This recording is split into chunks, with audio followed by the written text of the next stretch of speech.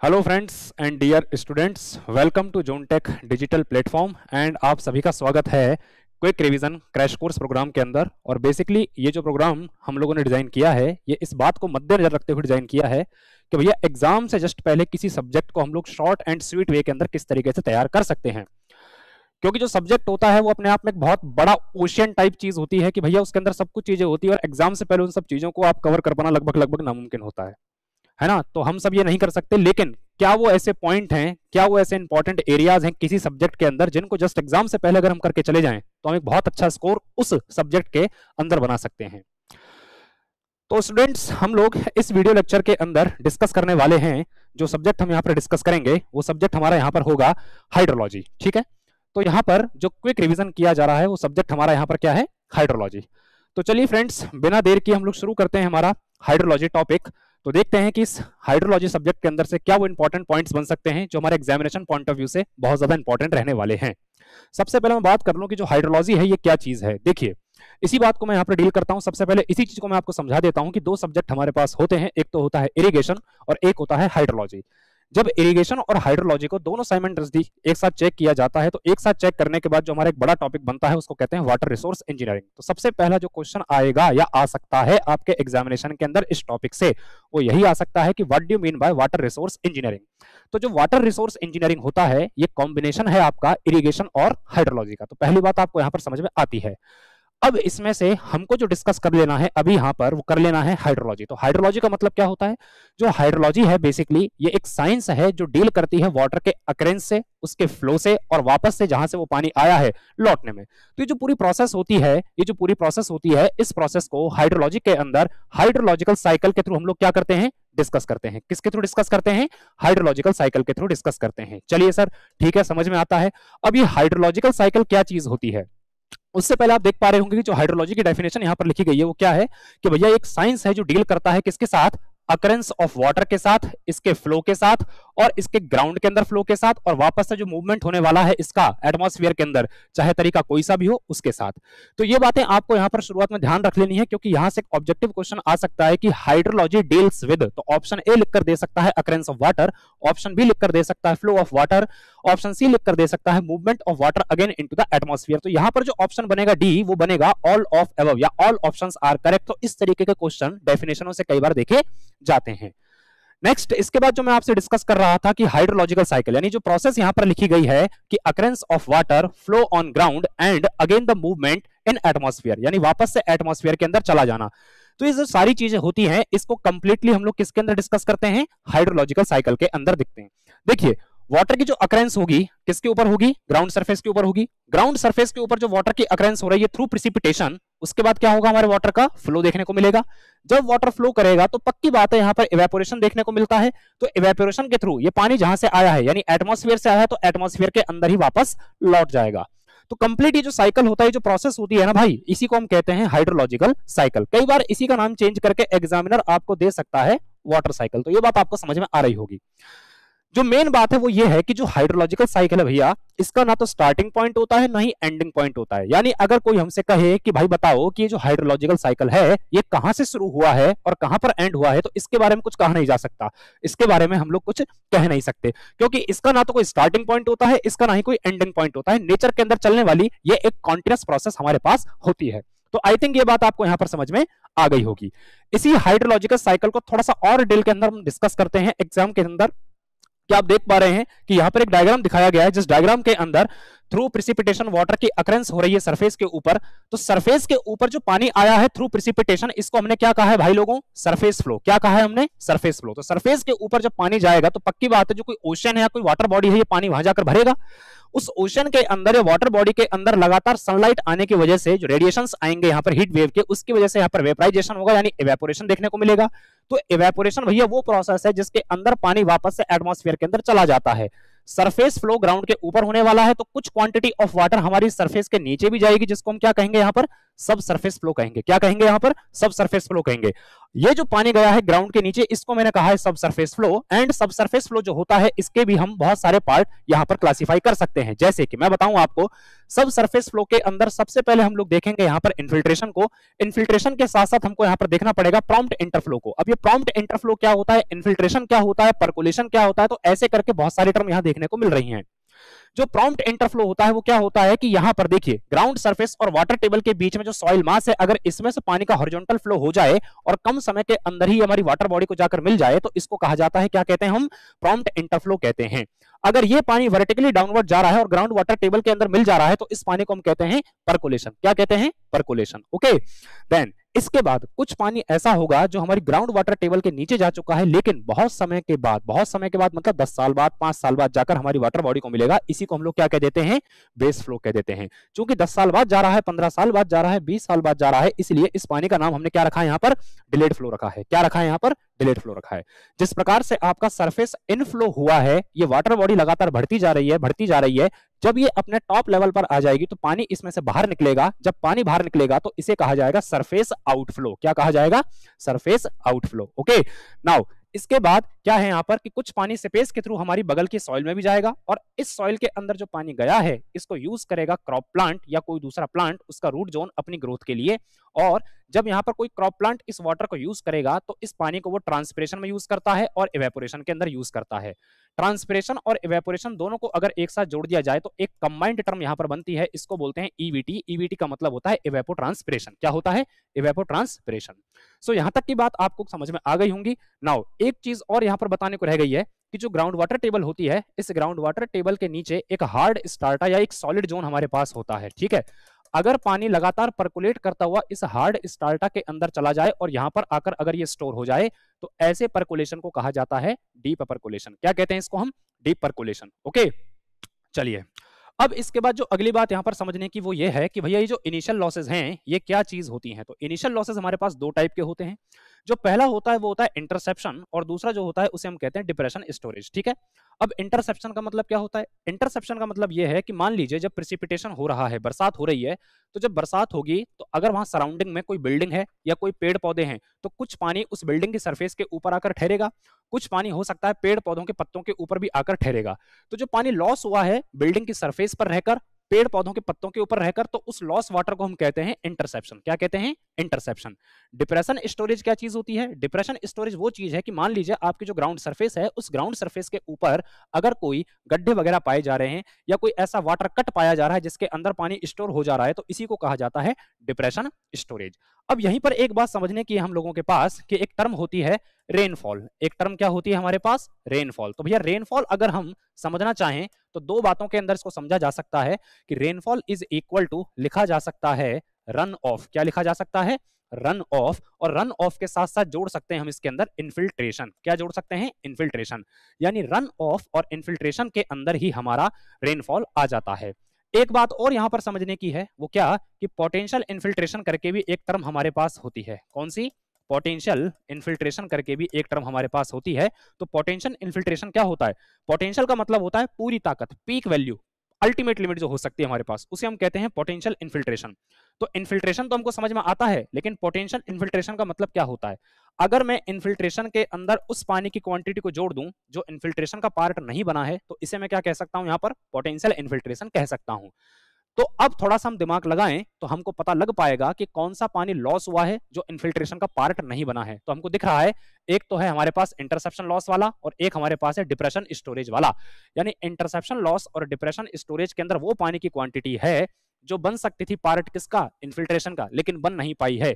इसलिए हम क्या करेंगे? यहां इन्फिल्ट्रेशन के साथ जोड़ देंगे। किसको जोड़ देंगे? डिप्रेशन स्टोरेज को जोड़ देंगे और साथ में इंटरसेप्शन को जोड़ देंगे। किसको जोड़ देंगे? इंटरसेप्शन को जोड़ देंगे। अगर इन तीनों टर्मों को एक साथ कंबाइंड करके हम ऐड करके लिख दे रहे हैं तो ये बन जा रहा है हमारे पास क्या? Potential infiltration. अगली चीज जो एग्जामिनर आपसे पूछ सकता है इस पूरे वाटर साइकिल के अंदर से, वो ये पूछ सकता है कि भाई इसके अंदर कौन कौन से स्टोरेज कंपोनेंट हैं और कौन कौन से इसके अंदर ट्रांसपोर्टेड कंपोनेंट है। तो बहुत ही आसान होता है इस बात का पता लगाना, नाम में काम छुपा होता है। ट्रांसपोर्टेड कंपोनेंट का मतलब होता है वो सारे के सारे कंपोनेंट जिसके अंदर वाटर का फ्लो हुआ है, और स्टोरेज का मतलब होता है वो सारे कंपोनेंट जिसके अंदर पानी आकर स्टोर हुआ है। अगर थोड़ा सा हम दिमाग लगाएं तो पानी का स्टोरेज कहाँ हो सकता है, तो पानी का स्टोरेज हो सकता है ग्राउंड सरफेस से नीचे, ठीक है, सॉइल मॉइस्चर के फॉर्म में भी हो सकता है इसका स्टोरेज, ग्राउंड सरफेस के ऊपर जो डिप्रेशंस पाए जा रहे हैं उनके अंदर भी स्टोरेज हो सकता है, ठीक है। तो इन तीन फॉर्म्स के अंदर पानी का स्टोरेज पॉसिबल हो सकता है, तो ये सारे होंगे स्टोरेज कंपोनेंट। अब जो ट्रांसपोर्टेड कंपोनेंट है उसके अंदर आपका सरफेस फ्लो आ चुका है, उसके अंदर आपका इन्फिल्ट्रेशन आ गया, पर्कुलेशन आ गया, प्रॉम्प्ट इंटरफ्लो आ गया, बेस फ्लो आ गया, मतलब जिसके अंदर पानी एक जगह स्थिर नहीं है, स्टेशनरी नहीं है, लगातार मूव करता जा रहा है भाई, उसी चीज को हम लोग क्या कहते हैं यहाँ पर कहते हैं हम उसको ट्रांसपोर्टेड कंपोनेंट। तो आई थिंक ये बात भी आपको यहाँ पर समझ में आ गई होगी। चलिए फ्रेंड्स आगे चलते हैं, टॉपिक को थोड़ा और आगे लेकर चलते हैं, देखते हैं भाई और क्या इंपॉर्टेंट पॉइंट्स बन सकते हैं हमारे एग्जामिनेशन पॉइंट ऑफ व्यू से। तो अगली चीज जो पूछेगा एग्जामिनर आपसे वो पूछ सकता है कि भाई ये प्रेसिपिटेशन क्या चीज होती है और इसका मेजरमेंट कैसे होता है। देखिए प्रेसिपिटेशन का मतलब होता है वो सभी फॉर्म्स जिसके अंदर पानी एटमॉस्फेयर से ग्राउंड सरफेस के ऊपर आ सकता है। मैंने क्या कहा, वो सभी फॉर्म्स जिसके अंदर पानी एटमॉस्फेयर से कहां आ सकता है, ग्राउंड सरफेस के ऊपर आ सकता है। फिर हम देखेंगे कि भाई इसका मेजरमेंट कैसे लेना होता है। तो सबसे पहले हम देख लेते हैं कि प्रेसिपिटेशन जो होता है वो कितने टाइप का हो सकता है। तो प्रेसिपिटेशन जो होता है उसमें सबसे पहले जो नाम आता है वो किसका निकल कर आता है भाई लोगों, रेन। रेन का मतलब होता है हिंदी के अंदर कहते हैं इसको बरसात, क्या कहते हैं, बरसात। तो अगर बरसात की मुझे पहचान करनी है तो सबसे पहले मैं देखूंगा कि जो रेनफॉल है इस रेनफॉल के अंदर वाटर की कंडीशन क्या है। तो वाटर की जो कंडीशन होती है वो होती है लिक्विड कंडीशन, और जब भी हम लिक्विड की बात करते हैं तो उस लिक्विड का वाटर ड्रॉपलेट का डायमीटर स्पेसिफाई किया जाता है। तो ठीक उसी तरीके से यहाँ पर जो रेन है इसकी एक वाटर ड्रॉपलेट का डायमीटर हम लोग यहाँ पर क्या करने वाले हैं, डिफाइन करने वाले हैं, जो लगभग कितना होता है 0.5 से लेकर 6 mm तक होता है। कितना होता है, 0.5 से लेकर 6 mm तक होता है। गोल्डन क्वेश्चन बन सकता है, तो ये आपको याद रखना है। देन इसके बाद जो रेन होती है यानी रेनफॉल जो होती है इसको रिप्रेजेंट करने के लिए एक टर्म काम में ली जाती है, उसे कहते हैं रेनफॉल इंटेंसिटी। अब भैया रेनफॉल इंटेंसिटी क्या चीज है, तो जब भी आप रेनफॉल को टाइम के साथ रिलेट करने वाले हैं, क्या कह रहा हूं मैं, जब भी रेनफॉल को आप टाइम के साथ रिलेट करने वाले हैं तो जो टर्म बनेगी, जो रेशो बनेगा वो हमको क्या बताएगा, वो बताएगा हमको रेनफॉल इंटेंसिटी के बारे में। तो भैया रेनफॉल इंटेंसिटी की जो यूनिट बन सकती है वो क्या बन सकती है, वो बन सकती है सेंटीमीटर पर आवर, वो बन सकती है mm पर आवर, यानी जिस भी वैल्यू का आपका प्रेसिपिटेशन हुआ होगा उसी वैल्यू के अंदर हम लोग रेनफॉल इंटेंसिटी की यूनिट को क्या कर देंगे, डिफाइन कर देंगे। एक बेसिक सा सवाल आपके दिमाग में आ रहा होगा कि सर आपने सेंटीमीटर पर आवर लिख दिया है, आपने mm पर आवर लिख दिया है, लेकिन आपने मीटर पर आवर नहीं लिखा है। तो भैया मीटर का मतलब होता है इस कैचमेंट के अंदर बाढ़ आ चुकी है। क्या आ चुकी है, बाढ़।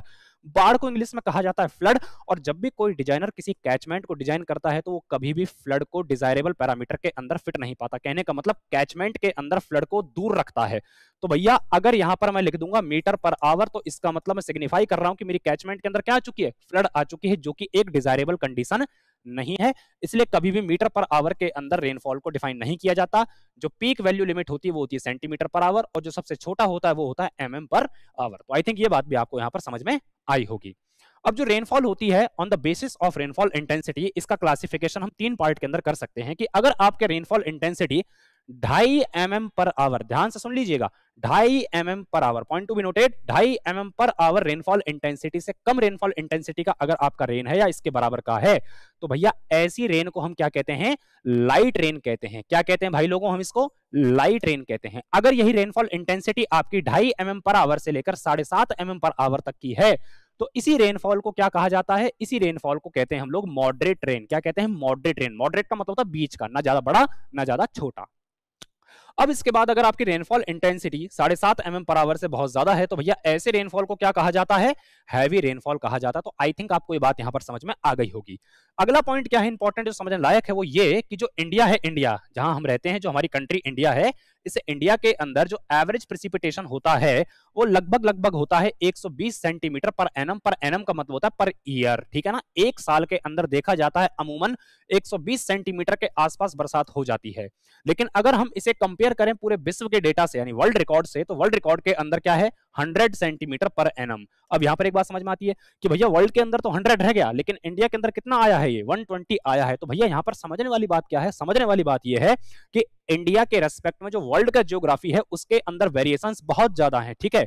इंडिया क्या है, इंडिया इंडिया पूरे वर्ल्ड के अंदर एक छोटा सा प्रदेश है, तो उसके अंदर जो ज्योग्राफी के अंदर वेरिएशन होने वाला वो इतना ज्यादा नहीं होने वाला है जितना आपके वर्ल्ड के अंदर देखने को मिलता है। दैट्स व्हाई यहां पर जो रेनफॉल का डेटा है वो थोड़ा बढ़ जाता है in comparison with world record. Okay चलिए, अब इसके बाद जो अगली इंपॉर्टेंट बात है वो क्या है कि जो आपका एनुअल प्रेसिपिटेशन होता है किसी भी प्लेस का, अगर आप एवरेज एनुअल प्रेसिपिटेशन निकालना चाह रहे हैं तो आपको पिछले 30 साल का एवरेज डेटा काम में लेना है। गोल्डन क्वेश्चन है ये यानी अगर आप एनुअल एवरेज प्रेसिपिटेशन निकालना चाह रहे हैं तो आपको बैक यानी पिछले 30 साल का एवरेज डेटा यहां पर काम में लेना है, तो आप इस चीज को हमेशा ध्यान रखना है ना।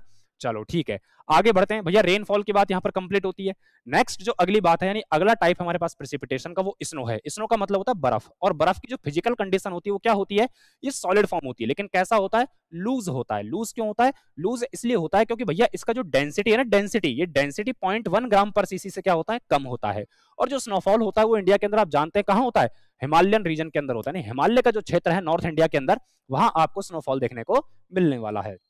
अगली फॉर्म जो होती है उसे कहते हैं ड्रिजल। ड्रिजल को भैया हिंदी में कहते हैं, लोकल लैंग्वेज के अंदर अगर इसको मैं समझाना चाहूं तो इसको कहते हैं फुहारे। क्या कहते हैं, फुहारे। बाथरूम के अंदर भी कई बार शावर आता है हल्का हल्का, बिल्कुल वैसा ही ठीक ये होता है। और ड्रिजल चूंकि वाटर ड्रॉपलेट है इसके अंदर, फिजिकल कंडीशन इसकी कैसी है, लिक्विड है, तो लिक्विड के लिए वाटर ड्रॉपलेट, और वाटर ड्रॉपलेट का यहाँ पर जो साइज होता है वो कितना होता है, लेस देन 0.5 mm। और इसका जो इंटेंसिटी है, ये इंटेंसिटी कितना होगा, less than 1 mm per hour. ये सारे क्वेश्चन आपके ऑब्जेक्टिव के अंदर आ सकते हैं, आपके एग्जामिनेशन के अंदर आ सकते हैं, जो कि आपको ध्यान रखने ही रखने हैं, कोई दूसरा विकल्प आप लोगों के पास यहां पर नहीं है। तो चलिए आगे चलते हैं। नेक्स्ट हमारे पास होता है ग्लेज। अब ग्लेज क्या चीज होती है, देखिए पहली बात तो ड्रिजल, ये ड्रिजल जब किसी सॉलिड बॉडी के कांटेक्ट में आ जाए, कहां पर, फ्रीजिंग पॉइंट पर। कहां पर, फ्रीजिंग पॉइंट पर। अब ड्रिजल है तो ड्रिजल के साथ साथ रेन भी तो होगा, क्योंकि दोनों क्या हैं, दोनों लिक्विड फॉर्म के अंदर है, वाटर ड्रॉपलेट्स हैं। तो रेन और ड्रिजल जब फ्रीजिंग टेम्परेचर पर सॉलिड बॉडी के कांटेक्ट में आ जाएं और नियर टू ग्राउंड सरफेस, क्या कह रहा हूं, नियर टू ग्राउंड सरफेस अगर सॉलिड क्रिस्टल का फॉर्मेशन हो जाता है तो इसे हम क्या कहते हैं भाई लोगों, ग्लेज कहते हैं। अगली चीज जो होती है स्लेट होती है, और स्लेट जो होता है ना वो ग्लेज का उल्टा होता है। कहने का मतलब कि यहां पर जो सॉलिड क्रिस्टल बनेंगे, यहां पर जो सॉलिड क्रिस्टल बनेंगे वो नियर टू ग्राउंड नहीं बनते हैं, वो फार टू ग्राउंड बनते हैं। इसका मतलब एटमॉस्फेयर के अंदर ही इनका फॉर्मेशन हो चुका होता है। अब अगली चीज जो होती है उसे हम कहते हैं हेल्स। क्या कहते हैं भाई, हेल। हेल का मतलब होता है हिंदी में कहते हैं इसको ओले। क्या कहते हैं, ओले। जब आइस क्रिस्टल का साइज मोर देन हो जाए 8 mm से, यानी 8 mm से बड़ा अगर आपका लंप हो जाए या आइस क्रिस्टल हो जाए, तो भाई इसी स्लीट को किसके अंदर माना जाता है, हेल्स के अंदर माना जाता है। और ये जो हेल होते हैं ना, ये हेल आते हैं आपके थंडर स्टॉर्म्स के अंदर। थंडर स्टॉर्म हिंदी में कहते हैं वज्रपात। क्या कहते हैं इसको, वज्रपात। थंडर स्टॉर्म के अंदर आपको हेल्स देखने को मिलते हैं। अब चूंकि 8 mm से बड़ा साइज है, तो देखिए 8 mm से अगर बड़ा साइज है तो पक्की बात है इसका वजन ज्यादा है। वजन ज्यादा है तो जब ये नीचे गिर रही होंगी तो इनकी वेलोसिटी गिरने की वो भी क्या होगी, ज्यादा होगी। तो यहां पर हेल स्टॉर्म में देखा जाता है कि हेल्स के गिरने की जो वेलोसिटी होती है ये होती है 20 to 50 मीटर पर सेकंड। कितनी होती है, 20 to 50 मीटर पर सेकंड। उसी तरीके से जब रेनफॉल हो रही होती है तो रेनफॉल के अंदर जो वाटर ड्रॉपलेट्स हैं इनके नीचे गिरने की जो वेलोसिटी होती है वो होती है 10 मीटर पर सेकंड। कितनी होती है, 10 मीटर पर सेकंड। आगे चलते हैं, आगे चलते हैं। अगली जो टर्म है हमारे पास, अब प्रेसिपिटेशन क्या होता है, ठीक है, ये तो हमने देख लिया। प्रेसिपिटेशन की फॉर्म क्या होती है ये भी हमने देख ली। लास्ट में एक टॉपिक बचेगा हमारा कि प्रेसिपिटेशन को कैसे मेजर किया जाता है, वो थोड़ा बाद में देखेंगे। इससे पहले जो इंपॉर्टेंट बात है वो क्या है हमारे पास, इंडेक्स ऑफ वेटनेस। अब इंडेक्स ऑफ वेटनेस क्या है, देखिए जो इंडेक्स है, इंडेक्स ऑफ वेटनेस, इंडेक्स, इंडेक्स का मतलब होता है कोई ऐसा पैरामीटर जो किसी विशेष प्रॉपर्टी के बारे में हमको दे रहा है इंडिकेशन। यहां पर जो विशेष प्रॉपर्टी हमारे पास है वो क्या है, वेटनेस। वेटनेस का मतलब होता है कितना गीला हुआ, ठीक है, कितना गीला हुआ। जाहिर सी बात है, हाइड्रोलॉजी हम लोग पढ़ रहे हैं, बरसात का पानी आएगा कहां गिरेगा, जमीन के ऊपर गिरेगा। तो ये पानी किसको गीला कर रहा है, जमीन को गीला कर रहा है ना यार। तो चूंकि जमीन को गीला कर रहा है इसलिए जो वेटनेस है वो किसके अंदर है, ग्राउंड के अंदर है। तो भाई ग्राउंड की वेटनेस के बारे में इंडिकेशन देने के लिए इस पैरामीटर का हम लोग क्या कर रहे हैं, यूज कर रहे हैं। और बेसिकली जो पैरामीटर होता है ये हमको ये बताता है कि भाई इस साल, यानी जिस साल हम लोग एडजस्ट कर रहे हैं, तो इस साल बरसात अच्छी हुई है, मीडियम हुई है, बुरी हुई है, सूखा पड़ा है या बरसात बहुत अच्छी है, इस चीज को बताने के लिए इस पैरामीटर का यूज किया जाता है। तो जो इंडेक्स ऑफ वेटनेस होता है, ये इंडेक्स ऑफ वेटनेस रेशो होता है किसका, कि रेनफॉल इन एनी ईयर। चलो ठीक है, इसको मैं अपने तरीके से समझा देता हूं। लिखा गया है रेनफॉल क्या होता है, रेशो होता है किस किस का, rainfall in that year. That year का मतलब होता है जिस साल हम लोग एडजस्ट कर रहे हैं, and divide by average rainfall. क्या लिखा, average rainfall of past 30 year. तो पिछले 30 ईयर का, पास्ट 30 ईयर का एवरेज रेनफॉल ले दिया और भैया इसको मल्टीप्लाई कर दिया किससे, 100 से। अब समझने वाली बात यह है कि जो इंडेक्स ऑफ वेटनेस है इसकी वैल्यू 100% भी हो सकती है, 100% से ज्यादा भी हो सकती है, 100% से कम भी रह सकती है। तीनों के अंदर क्या यहां पर इंपैक्ट पड़ने वाला है उसको हम चेक कर लेते हैं। अगर हमारा इंडेक्स ऑफ वेटनेस 100% के बराबर है, पहली बात तो ये आइडियल सिचुएशन है, और इस दुनिया में आइडियल जैसा कुछ होता नहीं है, यानी प्रैक्टिकली ये कंडीशन एग्जिस्ट नहीं करती कि ठीक एकदम 100% हमारा इंडेक्स ऑफ वेटनेस हो जाए। सही बात है, ठीक है, चलो समझते हैं। अगर इंडेक्स ऑफ वेटनेस हमारा 100% हो भी गया है, तो इसका मतलब हम ये कहना चाह रहे हैं कि पिछले 30 साल का जो एवरेज डेटा है और इस साल की जो बरसात है, इसका डेटा एग्जैक्टली मैच कर गया है, तो भैया आइडियल सिचुएशन है, ऐसे मैच नहीं होता। अगर यहां पर इंडेक्स ऑफ वेटनेस हमारा 100% से कम है, तो इसका मतलब क्या है? इसका मतलब यह है कि इस साल जो बरसात रही है वो पिछले 30 साल के रेस्पेक्ट में क्या रही है? कम रही है। इसका मतलब इस बार वाटर की डेफिशिएंसी है, प्रेसिपिटेशन या रेनफॉल की डेफिशिएंसी, जो चाहे मर्जी आप कह लें, कोई दिक्कत नहीं है। चाहे तो आप कह दें कि वाटर की डेफिशिएंसी, चाहे आप कह दें प्रेसिपिटेशन की डेफिशिएंसी, चाहे आप कह दें रेनफॉल की डेफिशिएंसी। ओके, अगर 100% से ऊपर निकलता है इंडेक्स ऑफ वेटनेस, तो आप कहेंगे कि भाई रेनफॉल पॉइंट ऑफ व्यू से, प्रेसिपिटेशन पॉइंट ऑफ व्यू से ये जो साल रहा है ये गुड ईयर रहा है, अच्छा साल रहा है। अगर 100% से कम है तो क्या कहेंगे आप? बैड ईयर है, क्योंकि रेनफॉल की डेफिशिएंसी, ड्रॉट पड़ने के चांस हो सकते हैं। ठीक है, आगे क्या लिखा गया है कि अगर इंडेक्स ऑफ वेटनेस 60% है, तो इसका मतलब ये क्या बता रहा है कि रेनफॉल के अंदर डेफिशिएंसी कितनी है भाई? 40% है। तो यहां से एक बात और पता लगी, यहां से बात क्या पता लगी कि इंडेक्स ऑफ वेटनेस हमको रेनफॉल डेफिशिएंसी के बारे में बता रहा है। हालांकि ये बात मैंने आपको शुरुआत के अंदर बता दी थी, लेकिन इसी बात को थोड़ा सा लैंग्वेज के अंदर घुमाकर यहाँ पर रिप्रेजेंट किया गया है, जो समझने योग्य है। ठीक है, नेक्स्ट, अगर इंडेक्स ऑफ वेटनेस 100% से ऊपर है, तो ये फ्लड कंडीशन। फ्लड कंडीशन का मतलब होता है रेनफॉल पॉइंट ऑफ व्यू से आपका ईयर बढ़िया है। अब ये देखकर कंफ्यूज मत हो जाना कि सर फ्लड है, फ्लड को आपने थोड़ी देर पहले बताया था नॉन डिजायरेबल, लेकिन यहाँ कह रहे हो आप रेनफॉल पॉइंट ऑफ व्यू से बहुत अच्छा साल है। तो भैया मैं इसलिए कह रहा हूं, फ्लड का मतलब होता है एक्सेस ऑफ वाटर। क्या होता है? Excess of water. और जब एक्सेस ऑफ वाटर मिलेगा तो क्या वो परमिसिबल लिमिट है? अगर परमिसिबल लिमिट से ऊपर हमारा स्टोरेज निकल जाएगा, तब जाकर ये फ्लड हमारे लिए डेंजर सिचुएशन बनेगी। अगर उस परमिसिबल लिमिट से नीचे हमारी फ्लड है, तो ये डेंजर सिचुएशन नहीं बनने वाली है। चलिए, अब देखो आप, इंडेक्स ऑफ वेटनेस के जरिए हम लोग क्या समझना चाहते हैं कि अगर आपकी रेनफॉल डेफिशिएंसी 30 से लेकर 45% है, तो इसको कहा जाता है लार्ज डेफिशिएंसी। अगर रेन डेफिशिएंसी आपकी 45 से 60% है, तो इसको कहा जाता है सीवियर डेफिशिएंसी।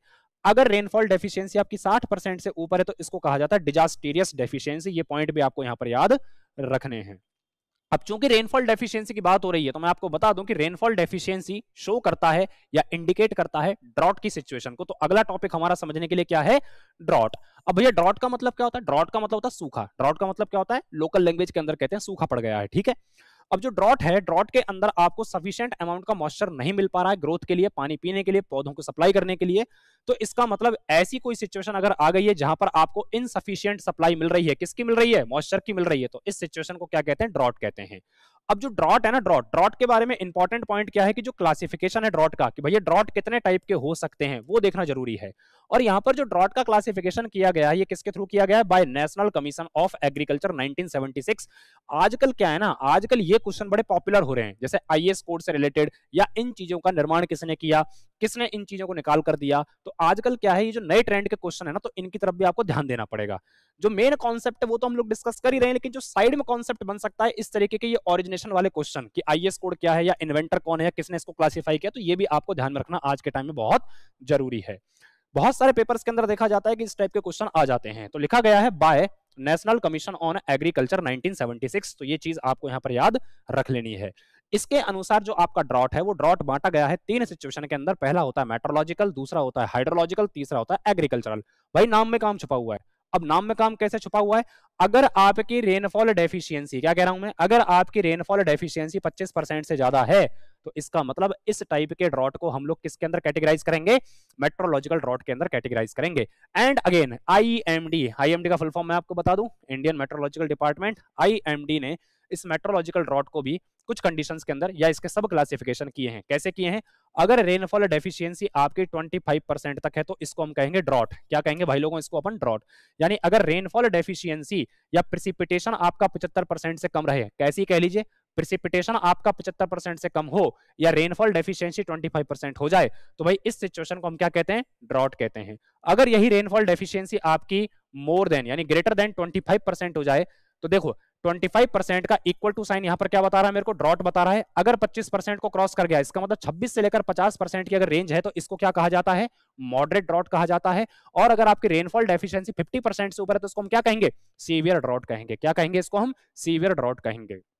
उसी तरीके से आपका हाइड्रोलॉजिकल ड्रॉट है। अब हाइड्रोलॉजिकल, हाइड्रो का मतलब होता है रिलेटेड टू वाटर, और ये वाटर कहां होता है? वाटर बॉडीज के अंदर। अगर किसी साल जो वाटर बॉडीज हैं उन वाटर बॉडीज के अंदर पानी अपने पीक लेवल पर नहीं है, अपने डिजाइनेटेड लेवल पर नहीं है, तो इस कंडीशन में यानी वाटर की डेफिशिएंसी है, तो इस कंडीशन में जो ड्रॉट होगा इसको हम क्या कहेंगे? हाइड्रोलॉजिकल ड्रॉट कहेंगे। क्या कहेंगे? हाइड्रोलॉजिकल ड्रॉट कहेंगे। ओके। तीसरा होता है हमारे पास एग्रीकल्चरल ड्रॉट। एग्रीकल्चरल ड्रॉट का मतलब होता है क्रॉप प्लांट को अपनी ऑप्टिमम ग्रोथ करने के लिए अगर सफिशिएंट वाटर नहीं मिल पा रहा है तो इस सिचुएशन को हम लोग क्या कह देंगे?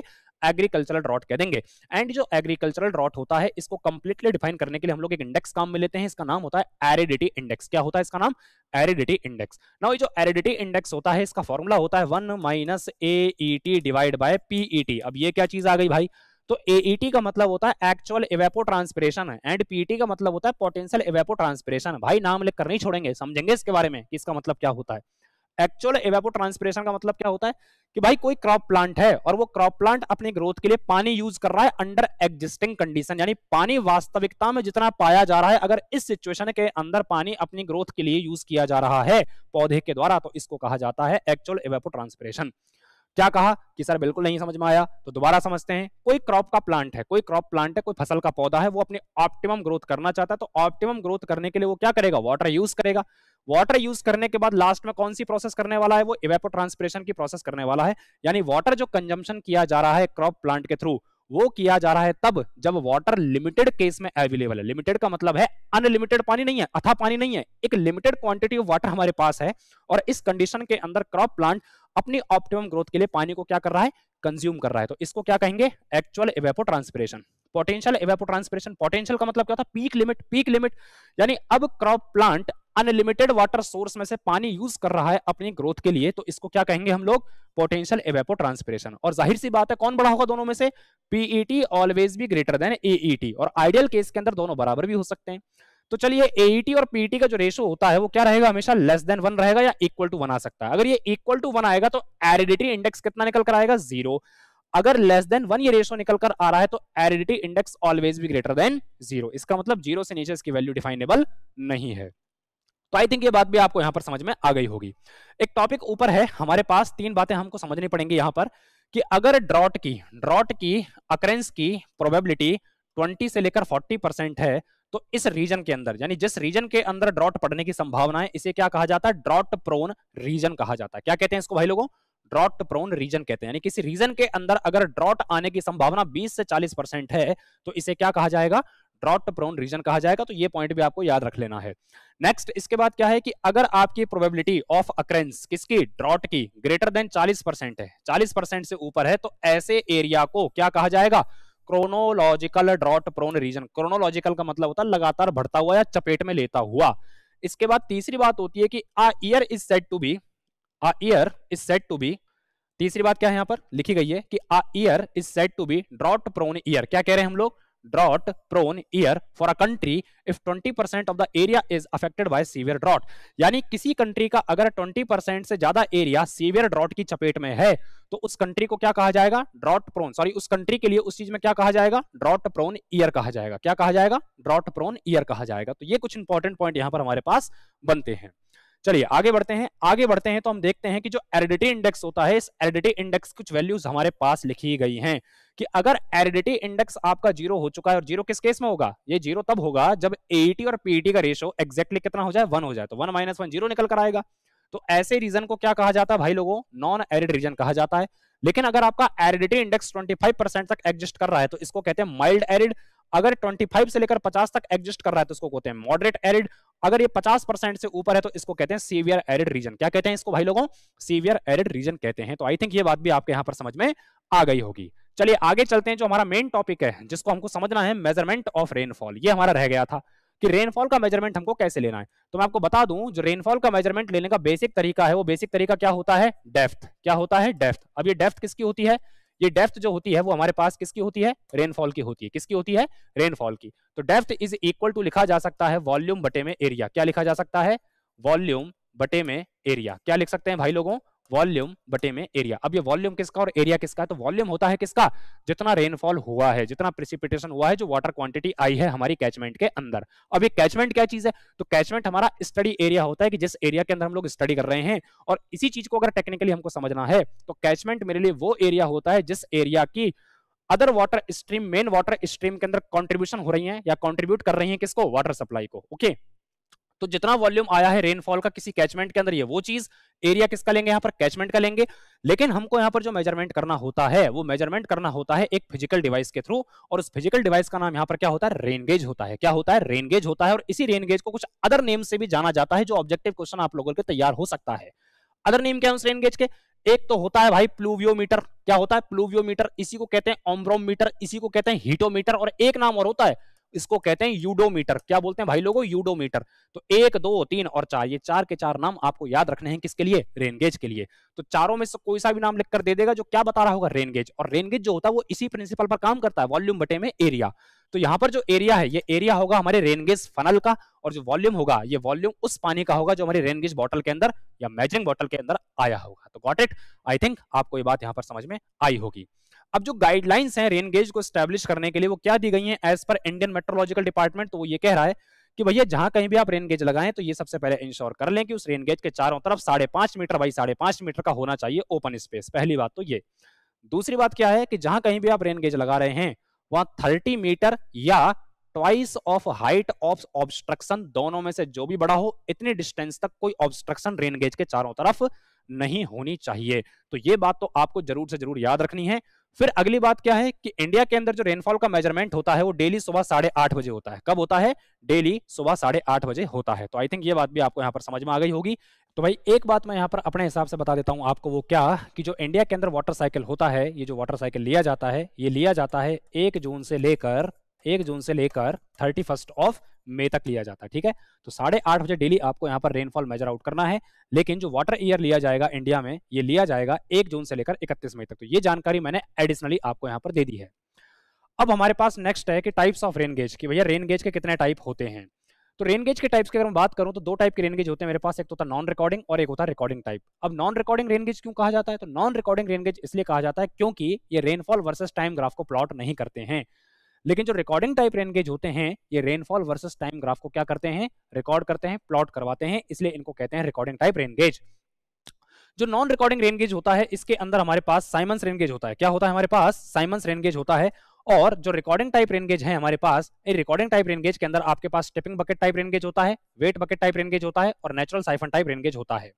सबसे पहला रेन गेज जो हमारे पास है वो क्या है, हमारे पास non recording type rain gauge. क्या है हमारे पास, non recording type rain gauge, जिसको कहा जाता है साइमंस रेन गेज। और इसका जो डायमीटर होता है ये होता है 12.7 सेंटीमीटर का, और जो इसकी हाइट होती है ग्राउंड सरफेस से ऊपर वो होती है 30.5 सेंटीमीटर की। जो आपका साइमंस रेन गेज होता है इसको कई बार 5 इंच का रेन गेज भी कह दिया जाता है। क्यों कहते हैं इसको 5 इंच का रेन गेज, क्योंकि इसका जो फनल डायमीटर होता है वो 12.7 सेंटीमीटर का होता है, जो एग्जैक्टली कितना निकल कर आता है, लगभग 5 सेंटीमीटर, सॉरी 5 इंच के आसपास निकल कर आता है। तो 12.7 सेंटीमीटर कह लीजिए या 5 इंच कह लीजिए, चूंकि 5 इंच या 12.7 सेंटीमीटर डायमीटर होता है इसकी फनल का यानी ओपनिंग का, इसलिए इसको 5 इंच का रेन गेज भी कह दिया जाता है। नाउ इसके बाद जो भी इसकी एडिशनल डिटेल है वो हम डायग्राम से समझेंगे। यहां पर ये जो हमारा साइमंस रेन गेज है, ये साइमंस रेन गेज हमारे 600 बाई 600 बाई 600 के कंक्रीट ब्लॉक के अंदर या ऊपर रखा जाता है, और इसके अंदर आप फनल डायमीटर देख पा रहे हैं 12.7 सेंटीमीटर का होता है, जो एग्जैक्टली कितना निकल कर आता है, 5 इंच निकल कर आता है। ओके, चलिए मेटल कंटेनर के अंदर हमारा मेजरिंग बोतल रखा होता है जो हमको रेनफॉल के बारे में जानकारी निकाल कर दे देगा। ठीक है, अब इसके बाद जो अगली बात है वो क्या कि ये जो रेनफॉल होता है, सॉरी ये जो रेन गेज होता है ये 0.1 mm डेप्थ तक के रेनफॉल को रिकॉर्ड करके हमको दे देता है।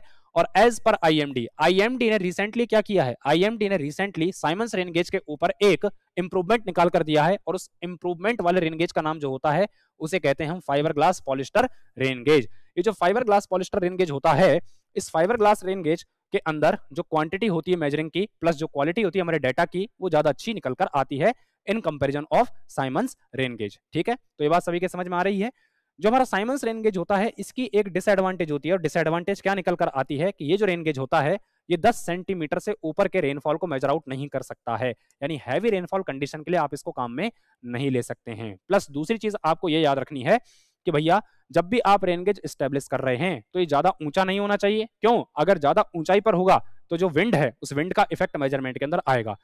अब ये इतना नीचा भी नहीं होना चाहिए कि अगर बरसात हो रही है तो बरसात होते होते फ्लडेड कंडीशन के अंदर ये बरसात के अंदर डूब ही जाए, यानी सफिशिएंट हाइट तो होनी चाहिए पर ज्यादा नहीं होनी चाहिए इसके अंदर। ओके, चलिए आगे बढ़ते हैं हम इसके अंदर। इंडिया के अंदर जो साइमंस रेन गेज है या नॉन रिकॉर्डिंग रेन गेज होता है, इनको स्टैब्लिश करने के लिए जो आईएस कोड काम में लिया गया है वो आईएस कोड होता है हमारे पास 4986। कौन सा आईएस कोड होता है हमारे पास? 4986। अगर आप साइमंस रेन गेज या नॉन रिकॉर्डिंग रेन गेज का इंस्टॉलेशन का डिटेल निकालना चाहते हैं तो उसके लिए जो आईएस कोड काम में लेंगे वो कितना होगा हमारे पास? IS code 4986। कितना होगा भाई लोगों? 4986। चलिए आगे चलते हैं हम लोग, आगे चलते हैं। तो भैया रिकॉर्डिंग टाइप जो रेन गेजेस हैं, रिकॉर्डिंग टाइप रेन गेजेस के अंदर हमारे पास निकल कर आता है tipping bucket type rain gauge. क्या निकल कर आता है? Tipping bucket type rain gauge सबसे पहले। अब टिपिंग बकेट का मतलब क्या होता है? सबसे पहले ये जान लीजिए, जो रेन गेज होता है इस रेन गेज का डायमीटर कितना होता है? 30.5 सेंटीमीटर होता है। अब टिपिंग बकेट क्या होती है? इस रेन गेज के अंदर इस तरीके से यहाँ पर एक असेंबली होती है। इस असेंबली के अंदर हमारे पास इस टाइप की फनल होती है। जब इस फनल के अंदर 0.25 mm का रेनफॉल आ जाता है, कितने का आ जाता है? 0.25 mm का रेनफॉल जब इसके अंदर आ जाएगा तो ये बकेट क्या कर जाती है? टिप डाउन कर जाती है। तो ये वाली बकेट तो नीचे चली जाएगी और ये वाली बकेट ऊपर आ जाएगी, और ये कॉन्टिन्यूस चलने वाली प्रोसेस होती है जो हमको निकाल कर दे देगी रेनफॉल का डेटा। पर इसके अंदर दिक्कत एक होती है कि जब ये बकेट टिप डाउन कर रही होती है तो एक पोजीशन इसके अंदर ऐसी आती है, और कैसी आएगी वो पोजीशन? कुछ ऐसी आएगी। इस पोजीशन के अंदर रेनफॉल डेटा रिकॉर्ड नहीं हो पाता है, इसलिए ये जो रेन गेज होता है ये हमको अंडर एस्टिमेटेड रिजल्ट देता है। कैसे रिजल्ट देता है? अंडर एस्टिमेटेड रिजल्ट देता है। अब अगली बात क्या है? अगली बात यह है, ये एक ऑटोमेटिक टाइप का रेन गेज होता है, यानी इलेक्ट्रॉनिक डिवाइस है ये, और इलेक्ट्रॉनिक डिवाइस होने की वजह से इसके अंदर सिग्नल को भेजने की कैपेसिटी होती है। तो जितने भी आपके हिली एरिया होते हैं या फिर आपके इनएक्सेसिबल पॉइंट होते हैं कि जहां पर आप बार बार नहीं पहुंच सकते, बहुत दिक्कत है रेन गेज को रखना, उतारना, चढ़ना, यानी बहुत सारी डिफिकल्टीज आने वाली हैं, तो उन सभी जगहों पर जो आइडियल रेन गेज होगा वो क्या होगा? Tipping bucket type rain gauge होगा। क्योंकि आप अपने ऑफिस के अंदर बैठे रहेंगे, रेन गेज अपनी जगह पर काम कर रहा होगा, और जैसे डेटा आया होगा ये डेटा को ट्रांसफर कर देगा आपके पास ऑफिस के अंदर। तो जो इनएक्सेसिबल लोकेशंस होती हैं या जो हार्श लोकेशन होती है, जहां पहुंच पाना लगभग कठिन होता है, हिली एरिया जो होते हैं, वहां आप इसको काम में ले सकते हैं।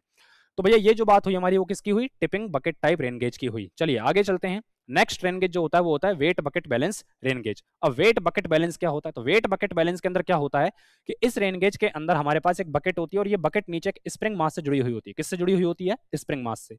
इस स्प्रिंग मास से हमारा एक पेन जुड़ा होता है, और ये पेन का कनेक्शन किस पर होता है? ग्राफ पेपर पर होता है। तो जैसे जैसे डेटा आता जाएगा ये बकेट नीचे की तरफ शिफ्ट होती है।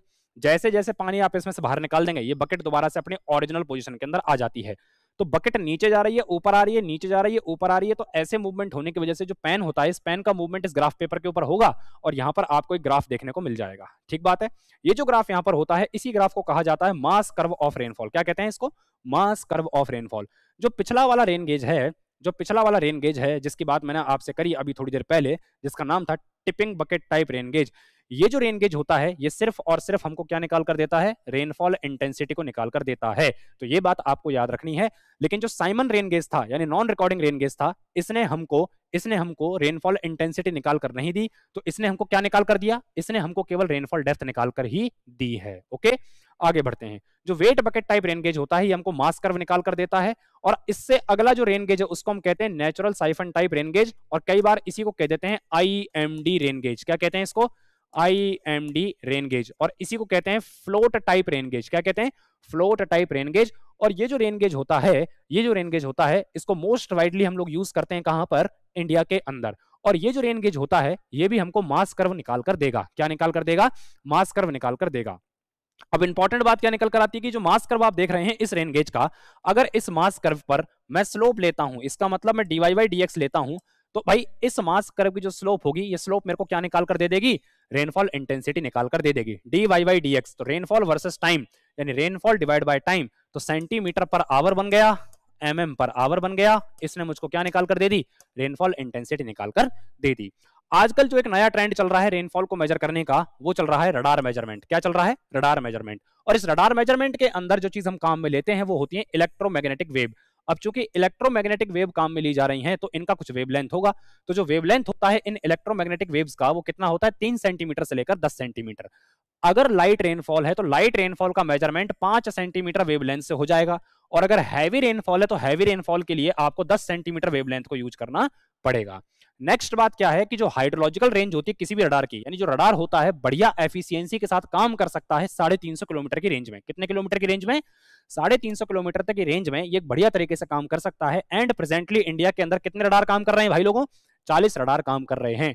अब जो रडार है वो काम किस तरीके से करता है कि यहाँ पर हमारे पास एक बेस स्टेशन होगा, ये जो एंटीना होगा, ये एंटीना क्या कर रहा होगा, हमारी वेव्स को भेज रहा होगा, और जो प्रेसिपिटेशन की लोकेशन है उससे हमारी वेव्स वापस से रिफ्लेक्ट होकर आ रही होंगी। एक फॉर्मूला हम लोग यहाँ पर काम में लेते हैं पीई, इसको बोलते हैं रडार की इको पावर। क्या बोलते हैं इसको अपन? रडार की इको पावर। तो रडार की इको पावर निकालने का फॉर्मूला होता है सी जेड अपॉन में आर स्क्वायर। क्या होता है? सी जेड अपॉन में आर स्क्वायर। सी यहाँ पर रडार कांस्टेंट होता है, जेड जो होता है इसे कहते हैं इको पावर फैक्टर। क्या कहते हैं इसको? Eco power factor. तो इको पावर फैक्टर की वैल्यू निकाली जाती है 200 इंटू आई की पावर 0.6।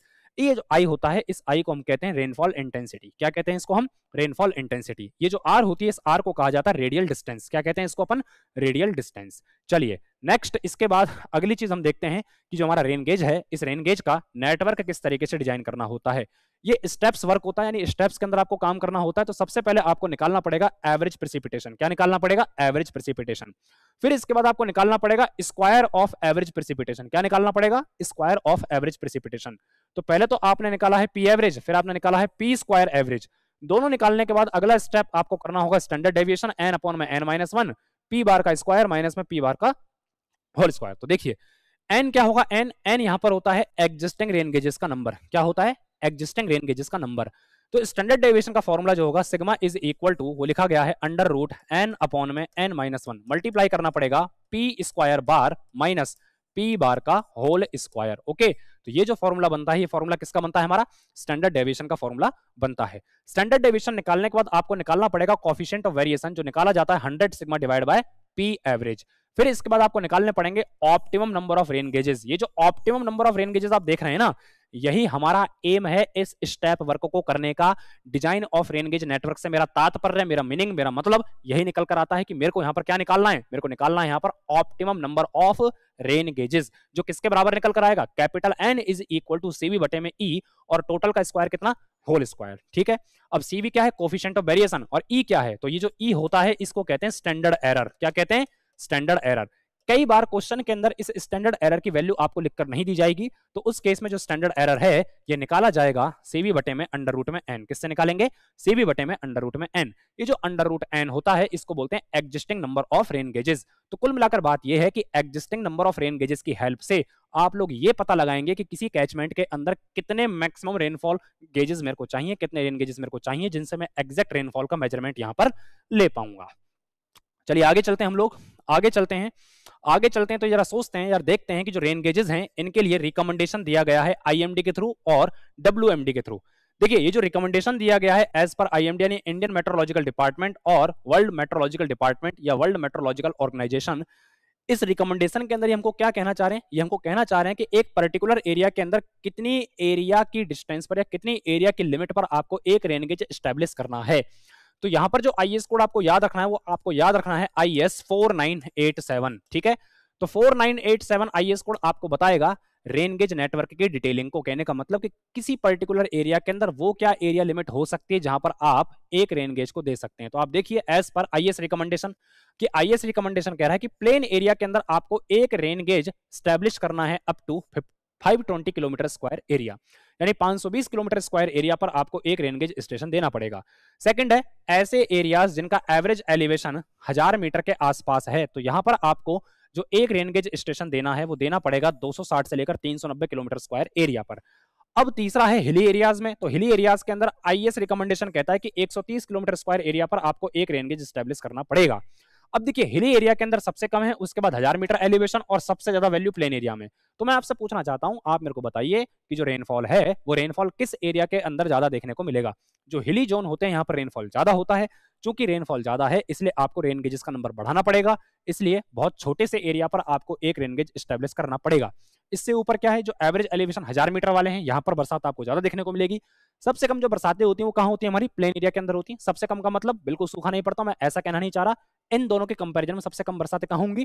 प्लेन एरिया के अंदर। इसलिए एरिया का लिमिट कितना कर दिया गया है? 520 किलोमीटर स्क्वायर कर दिया गया है। अगला रिकमेंडेशन जो निकल कर आता है वो निकल कर आता है वर्ल्ड मेट्रोलॉजिकल ऑर्गेनाइजेशन का, जो ये कहता है आपसे कि फ्लैट रीजन की अगर बात हो रही है तो भैया एक रेन गेज का स्टेशन कितने पर देना है? 600 से 900 किलोमीटर स्क्वायर एरिया पर देना है। अगर माउंटेनियस रीजन की बात हो रही है ना, हिली रीजन की बात हो रही है, तो आपको एक रेन गेज स्टेशन देना पड़ेगा 100 से लेकर 250 किलोमीटर स्क्वायर एरिया पर। और अगर पोलर जोन्स की बात हो रही है तो पोलर जोन्स के केस में आपको एक रेन गेज स्टेशन एस्टेब्लिश करना पड़ेगा 1500 से लेकर 10,000 किलोमीटर स्क्वायर एरिया पर। कितना? 1500 से लेकर 10,000 किलोमीटर स्क्वायर एरिया पर। तो आई थिंक ये बात आपको यहां पर समझ में आ गई होगी। अब नोट क्या कह रहा है? नोट ये कह रहा है कि वर्ल्ड मेट्रोलॉजिकल ऑर्गेनाइजेशन ये कहता है कि जितने भी आप रेन गेजेस लगा रहे हैं उन टोटल रेन गेजेस में से 10% कैसे होने चाहिए भैया? रिकॉर्डिंग टाइप होने चाहिए। कैसे होने चाहिए? रिकॉर्डिंग टाइप होने चाहिए। 1990s का डेटा है इंडिया का, वो ये कहता है कि इंडिया के अंदर उस समय पर रेन गेज जितने लगाए गए थे वो लगाए गए थे 5472, जिनमें से 10% अगर इनका निकालें लगभग लगभग आसपास की वैल्यू निकल कर आई है 572, यानी 5472 रेन गेज 1990 के अंदर इंडिया में काम कर रहे थे, जिनमें से 572 रेन गेज आपके कैसे होने चाहिए भाई? रिकॉर्डिंग टाइप होने चाहिए। चलिए यहां तक की बात तो हमारी कंप्लीट हो जाती है। अब इसके बाद जो एक चीज है हमारे पास बियॉन्ड दिस टॉपिक, वो ये चीज है कि जो हमारे पास रेनफॉल होता है उस रेनफॉल के अंदर मेन रेनफॉल डेटा कैसे निकाला जाता है। तो भैया मेन रेनफॉल डेटा निकालने के तरीके बहुत सारे होते हैं। अर्थमेटिक मीन मेथड से भी आप निकाल सकते हो, थिसन पॉलीगन मेथड से भी आप निकाल सकते हो, आइसोहाइटल मेथड से भी आप निकाल सकते हो। इनमें से जो इंपॉर्टेंट बनता है वो बनता है हमारे पास आइसोहाइटल मेथड, क्योंकि उसके अंदर जो आइसोहाइट लाइन होती है इनका डेफिनेशन कई बार हमसे पूछा जाता है। तो जो आइसोहाइट लाइन होती है वो क्या लाइन होती है? ये वो लाइन होती है, ये वो इमेजिनरी लाइन होती है जो इक्वल रेनफॉल डेप्थ वाले पॉइंटों को मिलाने का काम करती है। आई रिपीट, दोबारा ध्यान सुनिए, इक्वल रेनफॉल डेप्थ वाले पॉइंट्स को मिलाने का जो काम करती है इमेजिनरी लाइन, उसको कहते हैं हम आइसोहाइटल लाइन। और किसी मैप पर यानी आइसोहाइट मैप पर दो आइसोहाइट लाइंस के बीच का जो एरिया होता है वो प्लैनीमीटर डिवाइस के थ्रू आप मेजर कर पाते हैं। तो ये ऑब्जेक्टिव क्वेश्चन आपको इसके अंदर याद रखने हैं। इसके बाद फिर रिप्रेजेंटेशन डेटा होता है हमारा कि रेनफॉल का जो डेटा आपने ऑब्टेन किया है किसी कैचमेंट के अंदर, इसको रिप्रेजेंट करने के तरीके क्या क्या हो सकते हैं। तो रिप्रेजेंट करने का तरीका आप सब जानते हैं, मास कर्व के थ्रू हम कर सकते हैं, हीटोग्राफ के थ्रू हम कर सकते हैं, डेप्थ एरिया ड्यूरेशन कर्व होता है, पॉइंट रेनफॉल होता है हमारे पास, मूविंग एवरेज मेथड होता है, और लास्ट में आता है इंटेंसिटी ड्यूरेशन फ्रीक्वेंसी कर्व। तो ये कुछ 5 या 6 तरीके हमारे पास होते हैं जिससे आप किसी रेनफॉल डेटा को क्या कर सकते हैं? रिप्रेजेंट कर सकते हैं। इंपॉर्टेंट बात क्या है? इंपॉर्टेंट बात यह है कि जो हीटोग्राफ होता है, ये जो हीटोग्राफ है, ये हीटोग्राफ बनाया जाता है रेनफॉल इंटेंसिटी वर्सेस टाइम में। किसमें बनाते हैं? रेनफॉल इंटेंसिटी वर्सेस टाइम में। यानी इस केस में जो हीटोग्राफ बनेगा बार चार्ट फॉर्म का, तो इसमें एक जो सिंगल बार चार्ट है इसका एरिया मुझे क्या बता रहा होगा? तो रेनफॉल इंटेंसिटी क्या होती है? Centimetre per hour. टाइम क्या होता है हमारे पास? आवर। जब इस बार चार्ट का एरिया लोगे तो centimetre per hour multiply our करोगे तो आवर से आवर कैंसिल होगा, केवल क्या बचेगा? सेंटीमीटर। और ये जो सेंटीमीटर है ये मेरे को क्या बताएगा? ये मेरे को बताएगा रेनफॉल डेप्थ को। तो पॉइंट क्या बना? पॉइंट ये बना कि जो हीटोग्राफ होता है उस हीटोग्राफ का एरिया मुझको क्या बताता है? मुझको बताता है रेनफॉल डेप्थ। मुझको क्या बताएगा? वो रेनफॉल डेप्थ बताएगा।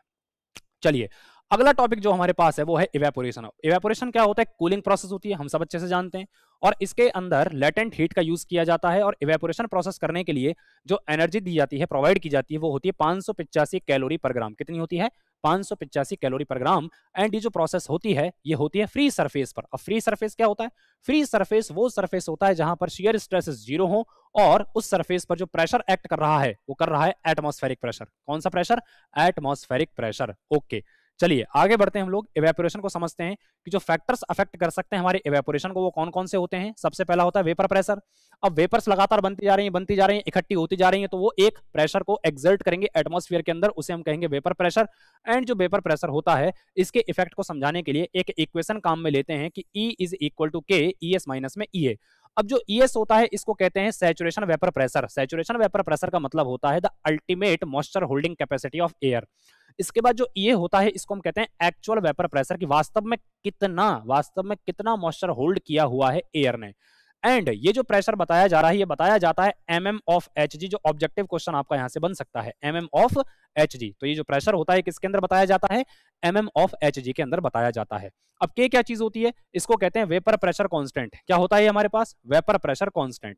नेक्स्ट, ये जो वेपर प्रेशर होता है ये वेपर प्रेशर दो चीजों के अंदर बताया जा रहा है, एक तो सैचुरेशन कंडीशन के अंदर और एक एक्चुअल कंडीशन के अंदर। और यहीं बीच में एक पॉइंट और निकल कर आता है, रिलेटिव ह्यूमिडिटी।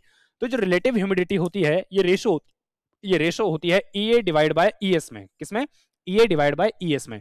एंड ये जो ES होता है is directly proportional to T degree centigrade, temperature के डायरेक्टली प्रोपोर्शनल होता है। इसका मतलब अगर टेम्परेचर बढ़ा तो ES बढ़ेगा, और अगर ES बढ़ा तो रिलेटिव ह्यूमिडिटी क्या कर जाएगी हमारी? डाउन कर जाएगी। फिर सैचुरेशन डिफिसिट करके एक टर्म हमारे पास होती है, तो सैचुरेशन डिफिसिट और कुछ नहीं होता, ये ES और EA का डिफरेंस, इसी को हम कहते हैं क्या? सैचुरेशन डिफिसिट कहते हैं। चलिए अब टेम्परेचर किस तरीके से हमारे इवेपोरेशन के ऊपर इफेक्ट निकाल कर देगा। अगर टेम्परेचर बढ़ रहा है तो नो डाउट आपका जो इवेपोरेशन है ये इंक्रीज करेगा। अगर विंड की स्पीड भी तेज है तो भी आपकी रेट ऑफ इवेपोरेशन इंक्रीज करेगी। एटमॉस्फेरिक प्रेशर अगर आपका ज्यादा है, इसका मतलब ह्यूमिडिटी उस एरिया के अंदर ज्यादा है। एटमॉस्फेरिक अगर ज्यादा है तो इवेपोरेशन क्या होगा, कम। देखिए एटमॉस्फेरिक प्रेशर अगर ज्यादा है तो इवेपोरेशन क्या होगा, कम, यानी इवेपोरेशन को उठने ही नहीं देगा। कौन? ये एटमॉस्फेरिक प्रेशर। अगर एटमॉस्फेरिक प्रेशर ज्यादा तो आपका इवेपोरेशन कम।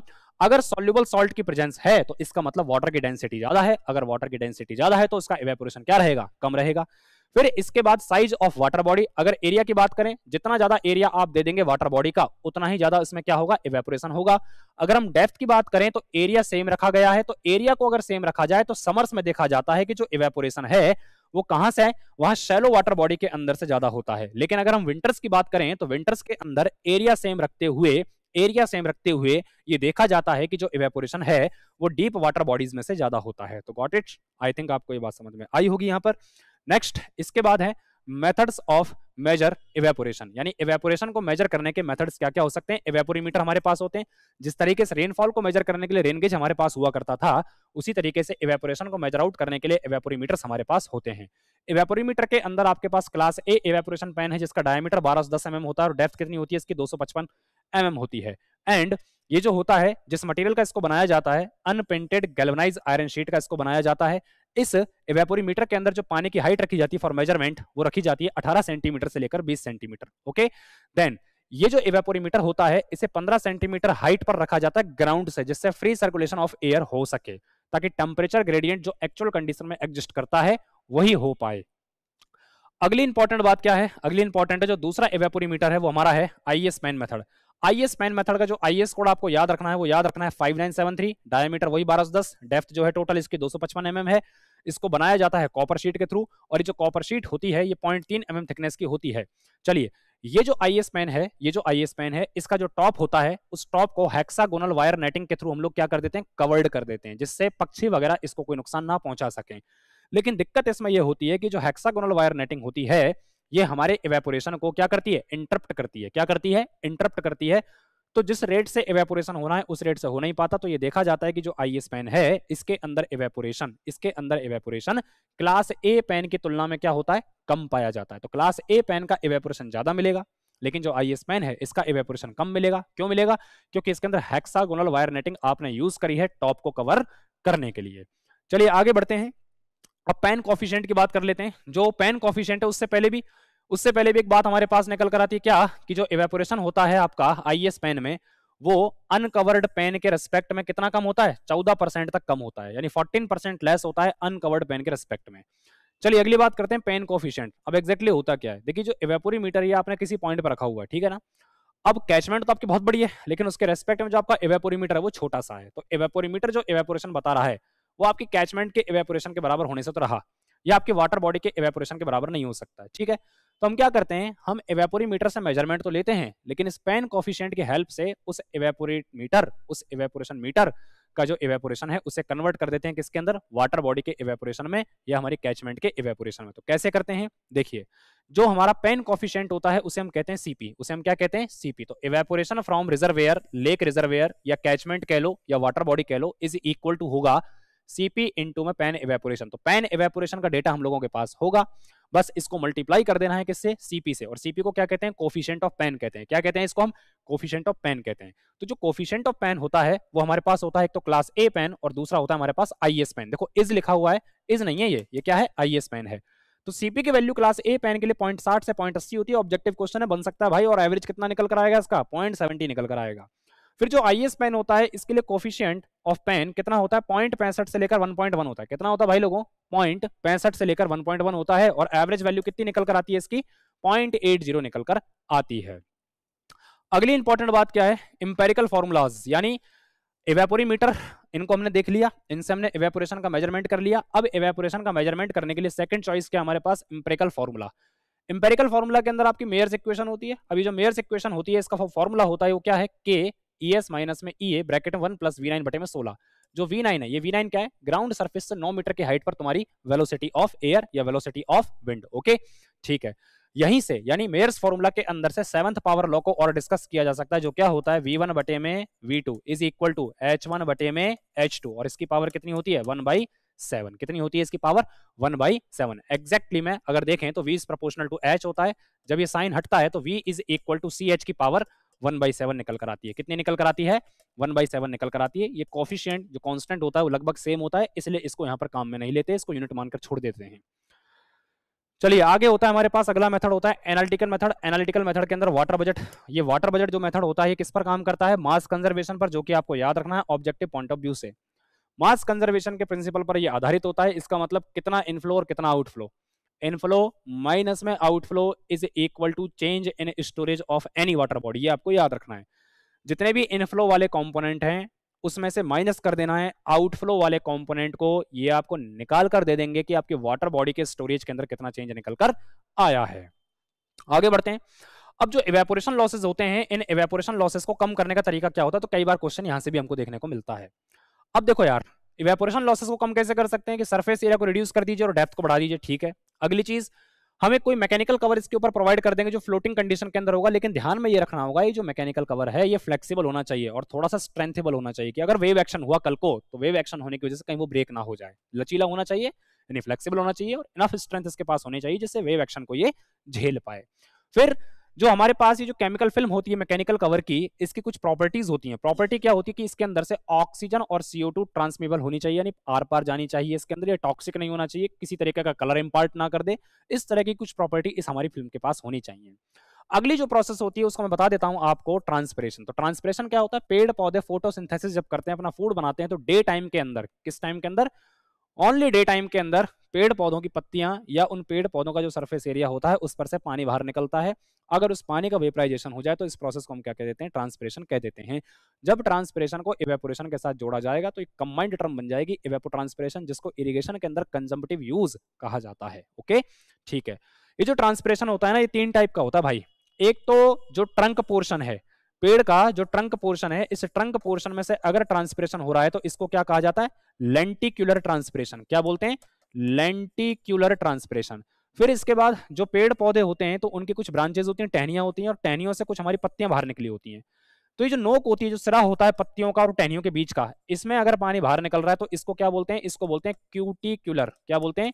क्यूटिक्यूलर ट्रांसपिरेशन। और जो हमारा पत्ता होता है, हमारा जो पत्ता होता है, अगर इस पत्ते में से पानी बाहर निकलता है तो इस पानी को, यानी यहां से जो ट्रांसपिरेटेड वाटर बाहर निकला है, तो उसको बोलते हैं स्टोमेटल ट्रांसपिरेशन। क्या बोलते हैं? Stomatal transpiration. तो ये 3 फॉर्म आपको याद रखनी है, लेंटिक्यूलर, क्यूटिकुलर और स्टोमेटल। स्टोमेटल पत्ते में से, यानी जो पेड़ पौधों की पत्तियां होती हैं उसमें से जो पानी बाहर निकला, प्लस टहनी और पत्ते के बीच की जो कड़ी है उसमें से अगर पानी बाहर निकला तो इसको बोलते हैं क्यूटिकुलर ट्रांसपिरेशन। स्टेम पोर्शन में से, ट्रंक पोर्शन में से जो पानी बाहर निकला, इसको हम क्या कहेंगे? Lenticular transpiration. अब ट्रांसपिरेशन और इवेपोरेशन दोनों में से ऐसी कौन सी प्रोसेस होती है जो 24/7 चलती है? तो मैं कहूंगा इवेपोरेशन, और आपको भी समझ में आता है। इवेपोरेशन जो होता है वो 24/7 चलता है, लेकिन ट्रांसपिरेशन ओनली डे टाइम चलने वाला प्रोसेस है। कैसे? इवेपोरेशन जो होता है वो सुबह भी चलता है और रात में भी चलता है, लेकिन रात के समय चूंकि टेम्परेचर डाउन हो गया तो उसकी रेट क्या हो जाती है? कम हो जाती है, लेकिन वो बंद नहीं होता है। लेकिन ट्रांसपिरेशन जो होगा ये केवल और केवल चलता है डे टाइम के अंदर, जो कि आपको याद रखना है। अब देखिए, जो इक्वल डेप्थ ऑफ इवेपोरेशन, क्या कह रहा हूं? जो इक्वल डेप्थ ऑफ इवेपोट्रांसपिरेशन वाले पॉइंट होते हैं, उन पॉइंट्स को मिलाने वाली जो इमेजिनरी लाइन होती है उसे हम क्या कहते हैं? आइसोप्लेथ कहते हैं। क्या कहते हैं? आइसोप्लेथ। ये लिखा हुआ है, इक्वल डेप्थ ऑफ इवेपोट्रांसपिरेशन वाले पॉइंट्स को मिलाने वाली जो इमेजिनरी लाइन होती है मैप के ऊपर, इसे हम क्या कहते हैं? आइसोप्लेथ कहते हैं। जैसे मैंने आइसोहाइटल आपको समझाया था उसी तरीके से आइसोप्लेथ भी मैंने आपको क्लियर कर दिया है। अब जो इवेपोट्रांसपिरेशन होता है, इवेपोट्रांसपिरेशन भी मैंने बताया आपको दो तरीके से, एक तो इवेपोरेशन प्लस ट्रांसपिरेशन। अगर आप इवेपोरेशन के अंदर ट्रांसपिरेशन को जोड़ देंगे तो क्या निकल कर आ जाएगा? इवेपोट्रांसपिरेशन, जिसको इरिगेशन के अंदर CU कहते हैं। खुद जो इवेपोरेशन होता है ये 2 टाइप का होता है, एक तो था PET टाइप का और होता है AET टाइप का, जिसको मैं पहले डिस्क्राइब कर चुका हूं। इवेपोट्रांसपिरेशन जो होता है इसका मेजरमेंट लेने के लिए आपके पास लेसीमीटर होता है और फील्ड प्लॉट होता है। तो लेसीमीटर आप जानते हैं एक सिलेंडर होता है जिसके अंदर जो डेप्थ होती है हमारे पास वो कितनी होती है? लगभग 3 के आसपास, 3 यूनिट के आसपास, और जो एरिया होता है वो लगभग 10 यूनिट स्क्वायर के आसपास होता है। ठीक है। फील्ड एक्सपेरिमेंटल प्लॉट भी हमारे पास होते हैं जिसके अंदर हम निकालते हैं कि भाई इसके अंदर कितना इवेपोट्रांसपिरेशन हो रहा है। और इरिगेशन के अंदर भी दोनों मेथड पढ़े जाते हैं, क्या निकालने के लिए? CU निकालने के लिए। क्या निकालने के लिए? CU निकालने के लिए। तो ये इतना इंपॉर्टेंट नहीं है, यहां से इतने क्वेश्चन पुटअप नहीं होते हैं। मेजरमेंट ऑफ PET निकालने के लिए आप पेनमांस इक्वेशन काम में लेते हैं, जिससे केवल यही पूछा जाता है कि कॉम्बिनेशन होता है किस किस का? एनर्जी बैलेंस का और मास ट्रांसफर का। यानी एनर्जी बैलेंस इक्वेशन और मास ट्रांसफर इक्वेशन दोनों को एक साथ कंबाइंड करके जोड़ते हुए हम लोग पेनमांस इक्वेशन को यहां पर देखते हैं। तो यही क्वेश्चन इसके अंदर से इंपॉर्टेंट बनता है। आगे बढ़ते हैं, हमारा मेन टॉपिक है इन्फिल्ट्रेशन। जो यहां से क्वेश्चन बनेगा इन्फिल्ट्रेशन से, पहली बात तो इसकी डेफिनेशन से बनेगा। तो इन्फिल्ट्रेशन क्या होता है? देखिए, इन्फिल्ट्रेशन होता है फ्लो ऑफ वाटर, क्या होता है, फ्लो ऑफ वाटर। दूसरी चीज कहां होता है, इनटू द ग्राउंड, कहां होता है, इनटू द ग्राउंड। किससे होता है, थ्रू द सॉइल सरफेस। तो ऑब्जेक्टिव क्वेश्चन बन गया कि इन इन्फिल्ट्रेशन, ऑप्शन ए लिखकर दे देगा flow of water will take place, option B लिखकर दे देगा into the ground, option C लिखकर दे देगा through the soil surface, option D लिखकर दे देगा ऑल ऑफ एबव। तो यहां पर आंसर क्या बनेगा हमारा, ऑल ऑफ एबव बनेगा। तो आई थिंक आपको ये क्वेश्चन यहां पर समझ में आया होगा, मैं क्या समझाना चाह रहा हूं ये भी आपको यहां पर समझ में आया होगा। तो क्वेश्चन कहीं से भी कैसे भी बन सकता है, हमको थोड़ा ध्यान देना पड़ेगा। इन्फिल्ट्रेशन के अंदर अगली जो चीज है हमारे पास समझने लायक, वो क्या है हमारे पास, इन्फिल्ट्रेशन कैपेसिटी। अब जो इन्फिल्ट्रेशन कैपेसिटी होती है इसको दिखाया जाता है एफपी से। अब इन्फिल्ट्रेशन कैपेसिटी क्या होती है, तो भैया इन्फिल्ट्रेशन कैपेसिटी हर किसी की अपनी अपनी कैपेसिटी होती है कि भाई इस कैपेसिटी से ज्यादा कुछ हो नहीं सकता। तो उसी तरीके से हमारी सॉइल की भी कैपेसिटी होती है कि इससे ज्यादा मॉइस्चर को होल्ड नहीं कर सकती है वो। तो जो maximum level of moisture holding होता है हमारी सॉइल का, उसे हम क्या कह देते हैं, इन्फिल्ट्रेशन कैपेसिटी कह देते हैं। अब समझने वाली बात क्या है, समझने वाली बात यह है कि अगर रेनफॉल इंटेंसिटी हमारी इन्फिल्ट्रेशन कैपेसिटी से ज्यादा है, तो इस केस में जो हमारा इन्फिल्ट्रेशन होगा वो इन्फिल्ट्रेशन कैपेसिटी के बराबर ही होगा। और इस केस में आपको क्या देखने को मिलेगा, अगर ये ग्रेटर देन है, इस केस में आपको सरफेस रन ऑफ और इन्फिल्ट्रेशन दोनों देखने को मिलेगा। वहीं अगर मैं कह दूं कि अगर मेरा रेनफॉल इंटेंसिटी लेस देन है इन्फिल्ट्रेशन कैपेसिटी से, तो इस केस में जो मेरा इन्फिल्ट्रेशन होने वाला है वो रेनफॉल इंटेंसिटी रेट से ही होगा। और इस केस में केवल और केवल मेरे को क्या देखने को मिलेगा, इन्फिल्ट्रेशन देखने को मिलेगा, सरफेस रन ऑफ जैसी कोई चीज मेरे को यहां देखने को नहीं मिलेगी। और जो इन्फिल्ट्रेशन होता है, इस इन्फिल्ट्रेशन का यूनिट कितना होता है, सेंटीमीटर पर आवर होता है, mm पर आवर होता है। अगर आप थोड़ा सा दिमाग लगा पा रहे हैं तो यही यूनिट किसकी भी होती है, रेनफॉल इंटेंसिटी की भी होती है। इसका मतलब इन्फिल्ट्रेशन और रेनफॉल इंटेंसिटी दोनों का मेजरिंग यूनिट क्या निकल कर आता है, सेम निकल कर आता है। अब देखिए, अगर हम देखें कि जो इन्फिल्ट्रेशन है वो सॉइल पर किस तरीके से डिपेंडेंट है, तो देखो यहां पर एक बात समझ में आती है। सैंडी सॉइल को अगर मैं कंपेयर करूं क्ले सॉइल से, तो हम ये जानते हैं कि सैंडी सॉइल के अंदर जो परमेबिलिटी होती है वो कहीं ज्यादा होती है किससे, क्ले सॉइल से। तो भैया क्ले सॉइल का परमेबिलिटी केसी और सैंडी सॉइल का परमेबिलिटी केएस बड़ा है केसी से। तो भैया किसके अंदर इन्फिल्ट्रेशन होगा ज्यादा, ऑब्वियस सी बात है सैंडी सॉइल के अंदर इन्फिल्ट्रेशन होगा ज्यादा। तो जो हमारा इन्फिल्ट्रेशन होता है उसको फैक्टर जो अफेक्ट करेगा प्राइमरली वो करेगा टाइप ऑफ सॉइल, क्योंकि डिपेंडेंट होता है किसके ऊपर, परमेबिलिटी के ऊपर। अगली जो चीज होती है हमारे पास जिसके अंदर इन्फिल्ट्रेशन हमारा अफेक्टेड हो सकता है वो हो सकता है टेम्परेचर। क्या हो सकता है, टेम्परेचर। अगर भैया टेम्परेचर बढ़ेगा तो फ्लोइंग लिक्विड की जो विस्कोसिटी होती है वो क्या हो जाएगी, घट जाएगी। और विस्कोसिटी घटने की वजह से ये बहुत जल्दी से सॉइल मास के अंदर क्या कर जाएगा, एंट्री ले जाएगा। तो टेम्परेचर बढ़ने से इन्फिल्ट्रेशन बढ़ जाता है। फिर सॉइल की जो प्राइमरली कंडीशन होती है उस पर भी हमारा इन्फिल्ट्रेशन डिपेंडेंट होता है कि भैया शुरुआत में जब बरसात होती है तो उस बरसात में जब रेन ड्रॉप नीचे की तरफ गिरती हैं तो रेन ड्रॉप गिरने से कॉम्पैक्शन होता है। सॉइल की जो टॉप लेयर होती है, रेनफॉल ड्रॉप गिरने की वजह से उसमें कुछ कॉम्पैक्शन होता है, और कॉम्पैक्शन होने की वजह से जो प्राइमरली लेयर होती है उसके वॉइड्स जो होते हैं वो क्या कर जाते हैं, चोक कर जाते हैं, क्लॉग कर जाते हैं। ठीक है, तो उसके कारण देखा जाता है कि इनिशियल टाइम पीरियड के अंदर थोड़े बहुत समय के लिए जो इन्फिल्ट्रेशन है वो हमारा घट जाता है। तो इस पर भी डिपेंडेंट है। फिर जो हमारा वेजिटेशन कवर है वो भी अफेक्ट करेगा इन्फिल्ट्रेशन को, कि अगर वेजिटेशन कवर ज्यादा है, फॉरेस्ट कवर अगर आपका ज्यादा है तो पानी को आगे बढ़ने में क्या है, बैरियर महसूस हो रहा है, यानी पानी आगे नहीं बढ़ पा रहा है, उसको रेजिस्टेंस मिल रहा है। अगर वेजिटेशन कवर ज्यादा है तो इस केस में पानी ठहरेगा, और जब पानी ठहरेगा तो उसका क्या होगा, इन्फिल्ट्रेशन होगा। तो वेजिटेशन कवर बढ़ने से आपका इन्फिल्ट्रेशन बढ़ता है। लेकिन अगर कोई प्लेन ग्राउंड है और स्लोपी ग्राउंड है तो पानी तुरंत क्या कर जाएगा, फ्लो कर जाएगा, ठहरने के लिए उसको टाइम मिलेगा नहीं। तो अगर स्लोपी ग्राउंड हुआ तो इस केस में आपका इन्फिल्ट्रेशन घट जाएगा। तो आई थिंक ये बात भी आपको यहां पर समझ में आई होगी।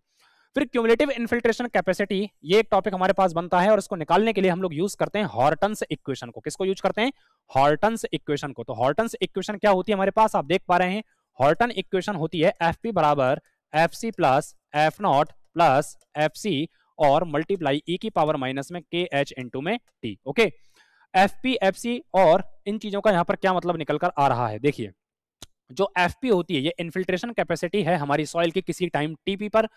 एफसी जो है हमारे पास इन्फिल्ट्रेशन कैपेसिटी है किसी टाइम टीसी पर। एफ नॉट हमारे पास इन्फिल्ट्रेशन कैपेसिटी है किसी टाइम टी बराबर टी नॉट पर, यानी स्टार्टिंग के अंदर। के एच और टी ये हमारे पास कोफिशिएंट होते हैं, कांस्टेंट होते हैं। नेक्स्ट हमारे पास जो टॉपिक होगा समझने के लिए वो होगा इन्फिल्ट्रेशन इंडाइसेस। देखिए इन्फिल्ट्रेशन इंडाइसेस का मतलब होता है कि इन्फिल्ट्रेशन किस रेट से हो रहा है उसको रिप्रेजेंट करने के लिए हम लोग यहाँ पर कुछ इंडेक्सेस यूज करेंगे। और मोस्टली हम लोगों के पास आप जानते हो कि दो ही टाइप के इंडेक्स होते हैं, एक तो होता है डब्ल्यू इंडेक्स और दूसरा कौन सा होता है हमारे पास, फाई इंडेक्स। डब्ल्यू इंडेक्स और फाई इंडेक्स में डिफरेंस केवल इस बात का है कि डब्ल्यू इंडेक्स के अंदर आप सरफेस रन ऑफ को कंसीडर नहीं कर रहे, मतलब उस रेनफॉल को कंसीडर नहीं किया जाता जिसके अंदर सरफेस रन ऑफ है। लेकिन फाई इंडेक्स को निकालते समय आप उस सरफेस सॉरी उस रेनफॉल को कंसीडर करेंगे, खाली उस रेनफॉल को कंसीडर करेंगे जिसके अंदर सरफेस रन ऑफ निकल कर आता है। तो जो डब्ल्यू इंडेक्स होता है वो क्या है, टोटल इन्फिल्ट्रेशन बटे में total time period of storm. Phi index क्या होता है, total infiltration in which rainfall excess occur. देखिए क्या लिखा गया है, रेनफॉल एक्सेस अकर, यानी वो रेनफॉल जिसके अंदर सरफेस रन ऑफ हुआ है डिवाइड बाय वही टाइम पीरियड उस स्टॉर्म का जिसके अंदर क्या हुआ है, सरफेस रन ऑफ हुआ है। तो आई थिंक ये बात भी आपको यहां पर समझ में आ गई होगी। आगे बढ़ते हैं थोड़ा सा हम। अब डाइल्यूशन मेथड, केमिकल मेथड जो होता है ये केमिकल ट्रेसेस निकालने के लिए काम में लिया जाता है। खैर ये हमारे लिए इतना इंपॉर्टेंट नहीं होता है तो इसको हम स्किप कर सकते हैं। नेक्स्ट इसके बाद जो हमारे पास होता है वो होता है स्ट्रीम फ्लो मेजरमेंट। जो अगला टॉपिक बनेगा हमारे पास वो क्या बनेगा, stream flow measurement. Stream flow measurement के अंदर जो सबसे पहला टॉपिक बनेगा हमारे पास जहां से क्वेश्चन पुटअप होगा वो होगा मेजरमेंट ऑफ स्टेजेस।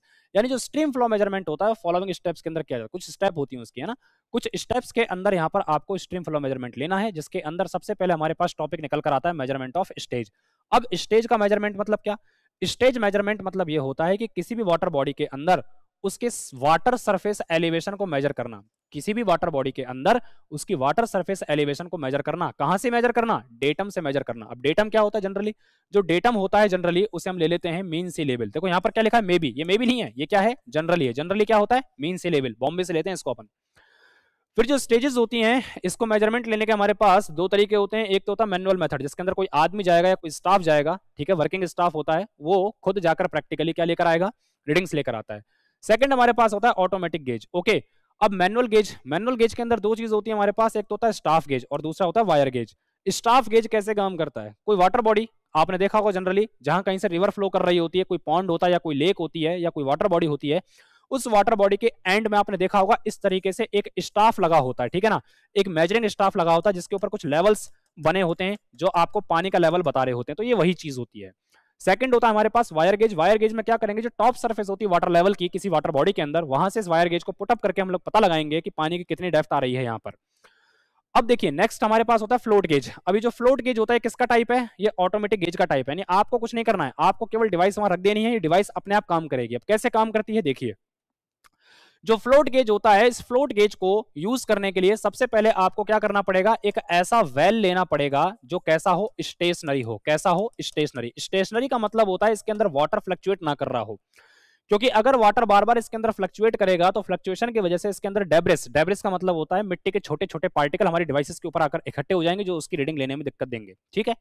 अब एक्चुअली होता क्या है कि इस फ्लोट मेथड के अंदर हमारे पास एक फ्लोटिंग मास होता है, ठीक है ना, और पुली के थ्रू एक दूसरा वेट सस्पेंशन आपने इससे यहां लटका रखा होता है। जैसे ही इसको हम वेल के अंदर पुट करते हैं तो पानी का लेवल घटने से और बढ़ने से ये जो वेट और फ्लोट होता है इसके अंदर मूवमेंट होता है, और जब मूवमेंट होगा तो ये जो पुली आप देख रहे हैं इस पुली के अंदर एंगुलर मेजरमेंट आप ले पाएंगे, क्योंकि एंगुलर डिफरेंस यहां निकल कर आएगा। भाई एंगल तो चेंज होगा ना यार, जब फ्लोट और वेट के बीच में रिलेटिव मूवमेंट होगा तो इस पुली के अंदर एंगुलर डिफरेंस निकल कर आएगा कि नहीं आएगा, यानी एंगुलर मेजरमेंट के अंदर रीडिंग निकल कर आएगी कि नहीं आएगी। तो ये जो एंगुलर मेजरमेंट आपने यहां से लिया है यही फर्दर आगे चलकर आपको बताएगा कि वाटर सरफेस एलिवेशन कितना है आपकी वाटर बॉडी के अंदर। दूसरा होता है बबल गेज रिकॉर्डर। अब बबल गेज रिकॉर्डर में क्या करते हैं कि जो वाटर बॉडी होती है उसके पैंदे पर जाते हैं, उसके तले पर हम चले जाते हैं, उसके बेस पर हम चले जाते हैं, और यहां से गन के थ्रू हम क्या करते हैं, प्रेशराइज एयर को फ्लो आउट कराते हैं। तो जैसे ही प्रेशराइज एयर को आप फ्लो आउट कराओगे, कंप्रेस एयर को फ्लो आउट कराओगे, तो यहाँ पर क्या बनेंगे, पानी के अंदर बुलबुले बनेंगे। तो ये पानी के बुलबुले जिस हाइट तक जा रहे होंगे उस हाइट को हम लोग नोट कर लेंगे। तो प्रेशर बराबर हम जानते हैं क्या होता है, गामा इंटू में एच होता है। क्या होता है, गामा इंटू में एच होता है। इसको आप रो जी एच से भी दिखा सकते हैं।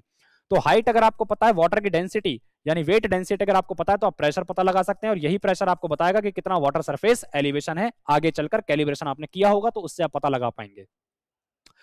चलिए अब इसके बाद हमारे पास है कि प्रेशर गेज के बाद हमारे पास है मेजरमेंट ऑफ वेलोसिटी, यानी गेज का मेजरमेंट हमने ले लिया, स्टेज मेजरमेंट हमने ले लिया। स्टेज मेजरमेंट लेने के बाद हमारे पास निकल कर आएगा यहाँ पर मेजरमेंट ऑफ वेलोसिटी। अब जो वेलोसिटी मेजरमेंट होता है इसको लेने के भी हमारे पास दो तरीके होते हैं, एक तो होता है फ्लोट मेथड और एक होता है करंट मीटर मेथड।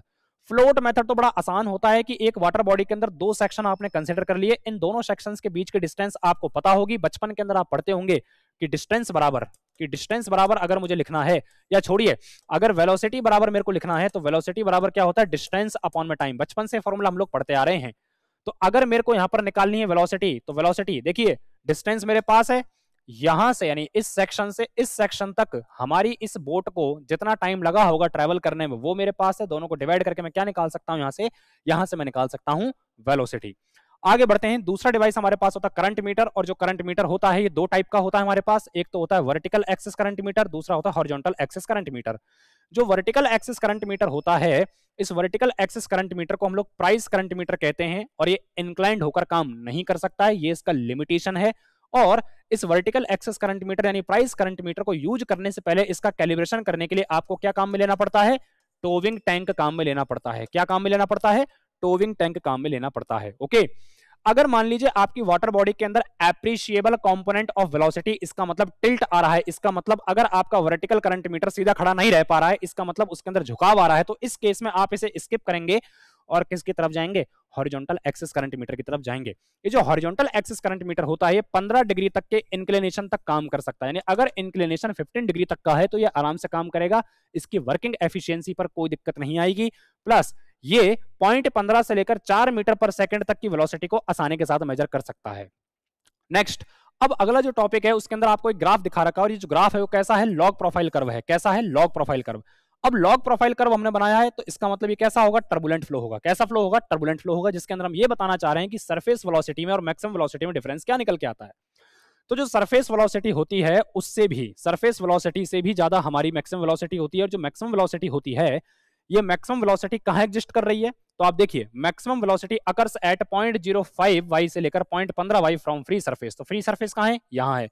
इस फ्री सरफेस से 0.05 y से लेकर 0.15 y डिस्टेंस के नीचे जाकर आपको Vmax पता लग रही है, एंड ये जो Vmax होती है ये 85 टर्बुलेंट के अंदर, मान के चलिए अगर आप टर्बुलेंट फ्लो ले रहे हैं तो इसके अंदर 10 से 15% हाइयर होती है ये सरफेस वेलोसिटी से, यानी सरफेस वेलोसिटी जो Vs है, अगर Vmax को इससे मैं कंपेयर करूं तो Vmax आपका 1.1 से लेकर 1.15 ऑफ क्या होगा, Vs होगा। तो आई थिंक ये बात भी आपको यहां पर समझ में आई होगी।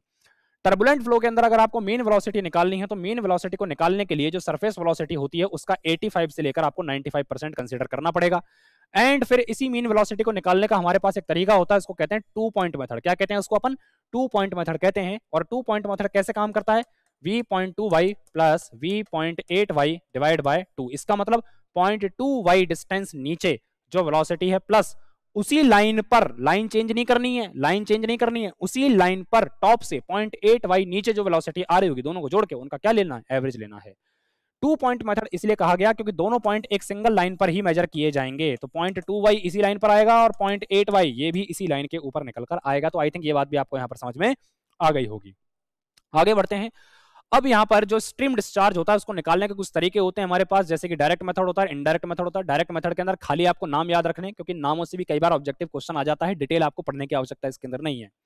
एरिया वेलोसिटी मेथड होता है, मूविंग बोट मेथड होता है, डायल्यूशन मेथड हो सकता है, अल्ट्रासोनिक होता है, इलेक्ट्रोमैग्नेटिक होता है। इनडायरेक्ट के अंदर आप स्लोप एरिया मेथड काम में ले सकते हैं, हाइड्रोलिक स्ट्रक्चर जिसके अंदर वियर, बैराज, स्पिल वगैरह ये सारी चीज आ जाती हैं।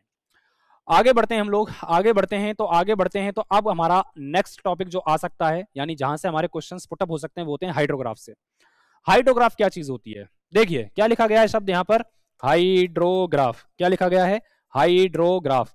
तो हाइड्रोग्राफ का मतलब क्या होता है, हाइड्रो प्लस ग्राफ। अब हाइड्रो का मतलब क्या होता है, हाइड्रो का मतलब होता है रिलेटेड टू वाटर। क्या होता है, रिलेटेड टू वाटर। ग्राफ का मतलब क्या होता है, ग्राफ का मतलब होता है it is a plotting in between two quantities या टू वेरिएबल्स। ओके, तो भैया ऐसा ग्राफ जो वाटर से रिलेटेड है, कौन से वाटर से रिलेटेड है, सरफेस रन ऑफ से रिलेटेड है। किससे रिलेटेड है, सरफेस रन ऑफ से रिलेटेड है।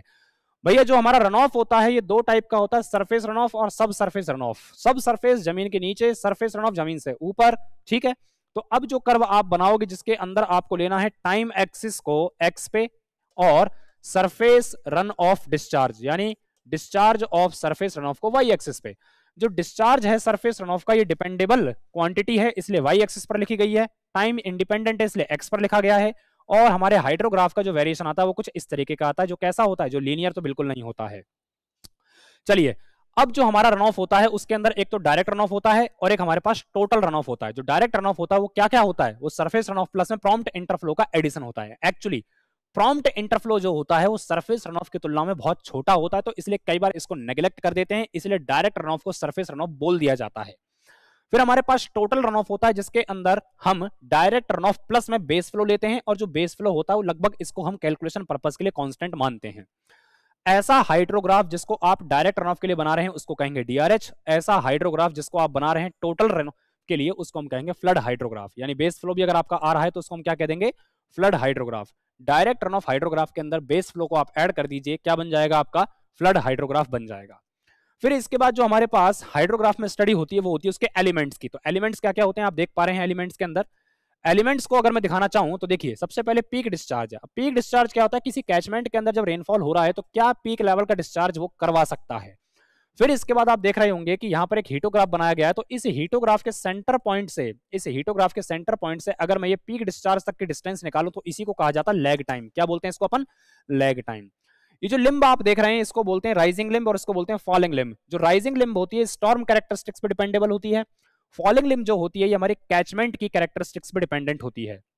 अब कैसे इस बात को समझ सकते हैं, इस बात को समझने के लिए अगर मान लीजिए जो हमारा स्टॉर्म है वो थोड़ा हैवीली हो रहा है, हैवीली इन द सेंस बहुत मास लेवल का अगर हमारा स्टॉर्म हो रहा है तो ये जो राइजिंग लिम्ब होती है ये बहुत तेजी के साथ ऊपर बढ़ेगी। अगर हमारा जो कैचमेंट का एरिया छोटा है तो भाई ये बहुत तेजी के साथ हमारी फॉलिंग लिम्ब घटेगी। जो डी पॉइंट आप यहां देख रहे हैं इसको बोलते हैं कॉन्ट्राफ्लेक्सर पॉइंट, क्योंकि यहां से हमारा कर्व चेंज हो रहा है। जो कॉन्ट्राफ्लेक्सर पॉइंट होता है ये बताता है आपको मैक्सिमम स्टोरेज लेवल। क्यों बताता है, कॉन्ट्राफ्लेक्सर के बाद हमारा कर्व चेंज हो रहा है, इसका मतलब रिसेशन लिम्ब आ रही है, फॉलिंग लिम्ब आ रही है, इसका मतलब जो स्टोरेज हो चुका है वो घटने लगा है। तो इसलिए इसी पॉइंट को क्या कहा जाता है, the point of maximum storage. क्या कहते हैं, पॉइंट ऑफ मैक्सिमम स्टोरेज। क्या लिखा गया है कि अगर राइजिंग लिम्ब वाली स्लोप ज्यादा है तो इसका मतलब जो टाइम ऑफ पीक है वो क्या होगा, कम होगा। स्टीपर अगर ये आपकी राइजिंग लिम्ब बनती जाएगी तो इसका मतलब पीक का टाइम क्या होता जाएगा, कम होता जाएगा। उसी तरीके से जो आपकी फॉलिंग लिम्ब है, रिसेशन लिम्ब है, ये अगर स्टीपर होगी तो इसका मतलब टाइम ऑफ फॉलिंग लिम्ब या रिसेशन लिम्ब ये भी कम होता चला जाएगा। आगे बढ़ते हैं तो डायरेक्ट रन ऑफ जो डेप्थ होती है, इस डायरेक्ट रन ऑफ डेप्थ को निकालने के लिए हम लोग क्या करते हैं, एवरेज ऑर्डिनेट मेथड को काम में लेते हैं, जो लास्ट में हमको एक फॉर्मूला निकाल कर देगा। फॉर्मूला क्या बनेगा कि रन ऑफ बराबर एरिया ऑफ डीआरएच बटे में एरिया ऑफ कैचमेंट। एक्चुअली क्या होगा, जब इस फॉर्मूले को हम लोग यूज कर रहे होंगे तो परीक्षा के अंदर इतना टाइम हमारे पास नहीं होगा कि हम यूनिट्स के अंदर कन्वर्जन कर पाएं। तो मैं आपको शॉर्ट ट्रिक बता देता हूं, तो 0.36 कन्वर्जन फैक्टर आप लगा दीजिए इसके अंदर। तो 0.36 इंटू में एरिया ऑफ हाइड्रोग्राफ बटे में एरिया ऑफ कैचमेंट लगा दीजिए, तो आपको डायरेक्ट रन ऑफ डेप्थ किसके अंदर मिल जाएगी, सेंटीमीटर के अंदर मिल जाएगी। यहाँ जो एरिया ऑफ हाइड्रोग्राफ लेंगे आप, इस एरिया ऑफ हाइड्रोग्राफ के अंदर यूनिट आप क्या यूज करेंगे, अभी यूनिट यूज करेंगे मीटर क्यूब पर सेकंड वाली। यानी यहाँ पर आप एरिया ऑफ हाइड्रोग्राफ किस में लेंगे, मीटर स्क्वायर के अंदर लेंगे। एरिया ऑफ कैचमेंट अभी भी आपको किलोमीटर स्क्वायर के अंदर लेना है, ऑटोमेटिकली सेंटीमीटर के अंदर निकलकर आने वाला है ये।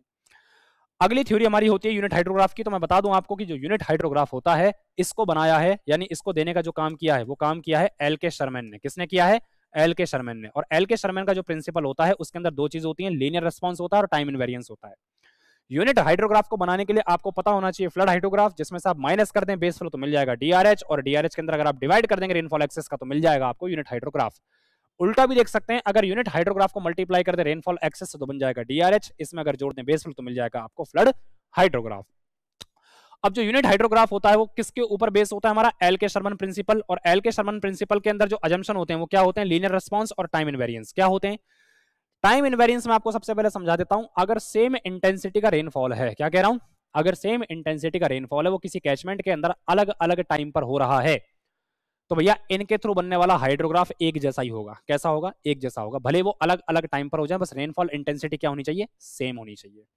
दूसरा होता है लीनियर रिस्पॉन्स। तो लीनियर रिस्पॉन्स के अंदर प्रिंसिपल ऑफ सुपरपोजिशन वैलिड होता है। इसका मतलब यह है कि अगर दो रेनफॉल ऐड करके तीसरा रेनफॉल बनाया जा सकता है, उसी तरीके से दो हाइड्रोग्राफ को ऐड करके हम तीसरा या एक नया हाइड्रोग्राफ भी बना सकते हैं।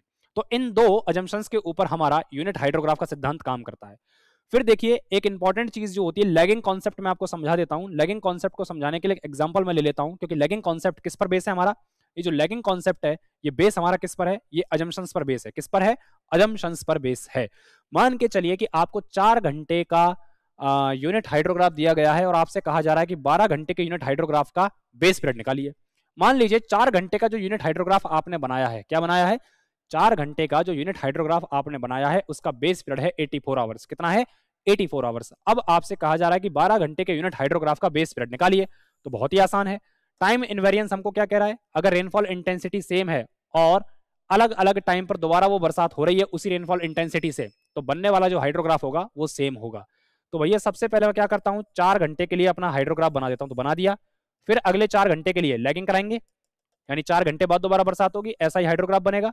फिर दोबारा 4 घंटे के बाद लैगिंग करा देता हूं, दोबारा से क्या बनेगा, हाइड्रोग्राफ बनेगा। तो हमारा जो ओरिजिनल हाइड्रोग्राफ था उसका बेस पीरियड कितना था, यहाँ पर 84 आवर्स।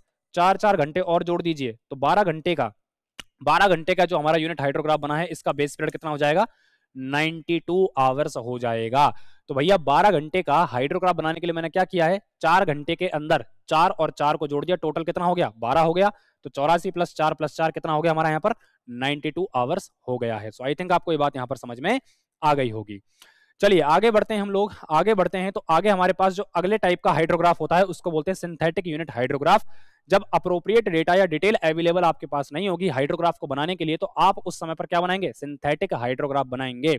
सिंथेटिक हाइड्रोग्राफ के अंदर कुछ याद नहीं रखना, आपको याद रखना है इसके अंदर सबसे पहले टीपी, एंड टीपी क्या होती है, बेसिन लेग। सीटी को मल्टीप्लाई कर दीजिए L × L/C0 और इसकी पावर 0.3। सीटी को रीजन कांस्टेंट कहा जाता है, एल जो होती है वो डिस्टेंस होती है मोस्ट रिमोट पॉइंट की, L/C0 जो होता है डिस्टेंस फ्रॉम सेंट्रॉइड होता है। स्टेप नंबर 2 के अंदर आपको निकालना पड़ेगा टीआर। अब ये टीआर क्या चीज होती है, टीआर को निकालने के लिए टीपी बटे में 55 होना चाहिए। टीपी कहां निकाला आपने, पहली स्टेप से निकाला। फॉर्मूला आप याद रखते जाइएगा भाई लोगों, क्योंकि यहाँ बीच किसी स्टेप में से आपसे ऑब्जेक्टिव क्वेश्चन पूछा जा सकता है। पीक डिस्चार्ज निकालने के लिए, क्यूपी निकालने के लिए 2.78 सीपीए बटे में टीपी, ये काम में लिया जाता है। तो ये एक इंपॉर्टेंट पॉइंट बन जाता है, यहां से क्वेश्चन आ सकता है आपका। सीपी क्या होता है, सीपी को कहा जाता है रीजनल कांस्टेंट। क्या कहते हैं, रीजनल। ये रीजन कांस्टेंट है, ये रीजनल कांस्टेंट है, दोनों में अंतर है। कितनी वैल्यू होती है, 0.3 से लेकर 0.92। तो ऑब्जेक्टिव के लिए आपको याद रखनी है। फिर स्टेप नंबर 3 के अंदर क्या होता है, विड्थ ऑफ यूनिट हाइड्रोग्राफ निकालनी है 50% पीक डिस्चार्ज के लिए, जो होती है 5.87 बटे स्मॉल क्यू की पावर 1.08 आवर्स। अब स्मॉल क्यू क्या होता है, क्यूपी जो आपने यहां निकाला है बटे में ए, और एरिया क्या है किलोमीटर स्क्वायर में। फिर 75% पीक डिस्चार्ज के लिए आपको विड्थ निकालना है, जो W50 जो आपने यहां से निकाला है बटे में 1.75 है। Base period of unit hydrograph निकालना है, तो किससे निकलेगा, 72 + 3 टीपी। टीपी कहां निकाला आपने, टीपी आपने सबसे शुरुआत के अंदर निकाल दिया है, ठीक है ना। सीटी L × में L/C0 की पावर 0.3। तो ये कुछ इसकी बेसिक स्टेप है जिसके अंदर हमारा सिंथेटिक यूनिट हाइड्रोग्राफ जाकर कंप्लीट होता है। हाइड्रोग्राफ का ही एक स्पेशल केस हमारे पास है, उसको बोलते हैं इंस्टेंटेनियस यूनिट हाइड्रोग्राफ। क्या होता है, instantaneous unit hydrograph. Zero duration के लिए बनाते हैं इसको। चूंकि जीरो ड्यूरेशन के लिए बनाते हैं इसलिए लिमिटिंग केस ऑफ हाइड्रोग्राफ इसको कहा जाता है। चलिए देखते हैं नेक्स्ट अगला क्या कॉन्सेप्ट हमारे पास इंपॉर्टेंट हो सकता है ऑब्जेक्टिव पर्सपेक्टिव से। तो ऑब्जेक्टिव पर्सपेक्टिव से फ्लड रूटिंग करके भी हमारा एक टॉपिक है, जहां से छोटे मोटे क्वेश्चन कई बार आ जाते हैं। बेसिकली जो फ्लड राउटिंग होती है इसके अंदर आप ये निकालते हो कि फ्लड का सबसे पहले पीक डिस्चार्ज कितना रहने वाला है। कोई सी भी फ्लड किसी कैचमेंट के अंदर अगर आ रही है तो उसका पीक डिस्चार्ज कितना हो सकता है, प्लस फ्लड राउटिंग के अंदर किसी भी वाटर बॉडी के अंदर उसका वाटर स्टोरेज लेवल कितना है, ये भी निकालना होता है। तो सबसे पहले हम बात कर रहे हैं किसके ऊपर, फ्लड पीक डिस्चार्ज के ऊपर। तो फ्लड पीक डिस्चार्ज निकालने का सबसे पहला तरीका होता है रेशनल फॉर्मूला, और रेशनल फॉर्मूला 50 किलोमीटर स्क्वायर के बराबर या छोटी कैचमेंट के लिए ही वैलिड होता है, यानी अच्छे रिजल्ट निकाल कर देता है। 1/36 KIA ये फॉर्मूला निकालकर हमको यहां से निकल कर आएगा, जिसमें I intensity rainfall centimetre per hour में लेनी है, एरिया आपका किलोमीटर स्क्वायर के अंदर होगा। एंड जो रेशनल फॉर्मूला होता है ये टाइम ऑफ कंसंट्रेशन के लिए ही वैलिड होता है, जो कि आपको ऑब्जेक्टिव के लिए याद रखना है। टाइम ऑफ कंसंट्रेशन के लिए ये वैलिड होता है। के इसको कहते हैं यहाँ पर रन ऑफ कोफिशिएंट। जो रन ऑफ कोफिशिएंट होता है, कई बार होता है ऐसा है कि किसी कैचमेंट के बहुत सारे हिस्से या टुकड़े किए होते हैं, हर किसी का रन ऑफ कोफिशिएंट है, हर किसी का एरिया है। तो इस केस में अब क्या किया जाए, तो इस केस में आपको इक्विवेलेंट रन ऑफ कोफिशिएंट निकालना होता है, K1A1 + K2A2 + KNAN divide by summation of area. तो ये भी एक अच्छा ऑब्जेक्टिव क्वेश्चन बन सकता है, तो इसको आपको याद रखना है। फिर फ्लड का पीक डिस्चार्ज निकालने के लिए आपके पास होने चाहिए इंपेरिकल फॉर्मूला, जिसके अंदर आपका डिक्कन, राइव और इंग्लिश का फॉर्मूला आता है, ठीक है। इनकी वैल्यूज भी यहाँ पर दी गई हैं कि भाई कितने कितने कांस्टेंट की वैल्यू होती है। तो डिक्कन कांस्टेंट 6 से लेकर 30 होता है, और ये नॉर्थ इंडिया और सेंट्रल इंडिया के पार्ट्स में वैलिड होता है। फिर इसके बाद जो राइव्स फॉर्मूला होता है इसके अंदर CR, जो राइव्स कांस्टेंट होता है, इसकी वैल्यू लिखी नहीं गई है, लेकिन राइव्स कांस्टेंट की वैल्यू मैं आपको बता देता हूं। तो CR जो होता है वो 8.5 से लेकर 10.2 तक होता है, और western India, south India, western Ghat के अंदर ये बैठता है फिट। इंग्लिश फॉर्मूला 124 है, इतना बड़ा फॉर्मूला आपको रटने की जरूरत नहीं है। तो QP इज प्रोपोर्शनल टू, या लगभग ये निकल कर आता है अंडर रूट में, सॉरी ये निकल कर आता है QP लगभग 123 A के आसपास निकल कर आता है। तो अगर आपसे ये फॉर्मूला राट या याद नहीं रखा जा रहा है तो आप ये फॉर्मूला याद रख सकते हैं। रिकरेंस इंटरवल करके हमारे पास, प्रोबेबिलिटी ऑफ फ्लड अकरेंस करके, प्रोबेबिलिटी ऑफ नॉन अकरेंस करके भी कुछ टर्म है हमारे पास। तो रिकरेंस इंटरवल क्या होता है, रिकरेंस इंटरवल का मतलब होता है किसी इंटेंसिटी की जो रेनफॉल है ये किसी कैचमेंट के अंदर दोबारा कब लौटेगी, तो इसको कहते हैं हम लोग रिटर्न पीरियड, ठीक है। अगर प्रोबेबिलिटी ऑफ अकरेंस मुझे निकालनी है किसी भी फ्लड की, तो ये P बराबर होती है 1/T, ठीक है। और अगर नॉन अकरेंस की प्रोबेबिलिटी मुझे निकालनी है तो ये कैसे निकल सकती है, ये निकल सकती है Q is equal to 1 minus में 1/T। नेक्स्ट हमारे पास होता है कि यही प्रोबेबिलिटी n सक्सेसिव ईयर में R टाइम आने की क्या संभावना है। तो इसको निकालने के लिए आपको यूज करना पड़ेगा परम्यूटेशन कॉम्बिनेशन का एक कॉन्सेप्ट NCR डॉट पी की पावर आर डॉट क्यू की पावर एन माइनस आर। ठीक है, एक रिस्क होता है और एक रिलायबिलिटी होती है। रिस्क का मतलब होता है एन सक्सेसिव ईयर के अंदर इस पर्टिकुलर इंटेंसिटी का जो स्टॉर्म है इसके आने की संभावना क्या है, इसको हम कहते हैं रिस्क। क्या कहते हैं? रिस्क। और जो रिस्क होती है, इस रिस्क को कैसे निकाला जाता है? रिस्क को निकालते हैं पी नॉट बराबर क्यू की पावर एन। अगर एन सक्सेसिव ईयर में एक बार आने की संभावना चेक करनी है तो भाई इसको कहते हैं रिलायबिलिटी। और रिलायबिलिटी कैसे निकाली जाती है? पी बार बराबर 1 माइनस क्यू की पावर एन। तो खुद सोच के बताइए, रिलायबिलिटी और रिस्क को अगर मैं जोड़ दूं तो इनका समेशन कितना निकल कर आएगा? 1 निकल कर आएगा, जो कि आपको याद रखना है। फिर जो अकरेंस प्रोबेबिलिटी है उसके अंदर अगर आप प्रोबेबिलिटी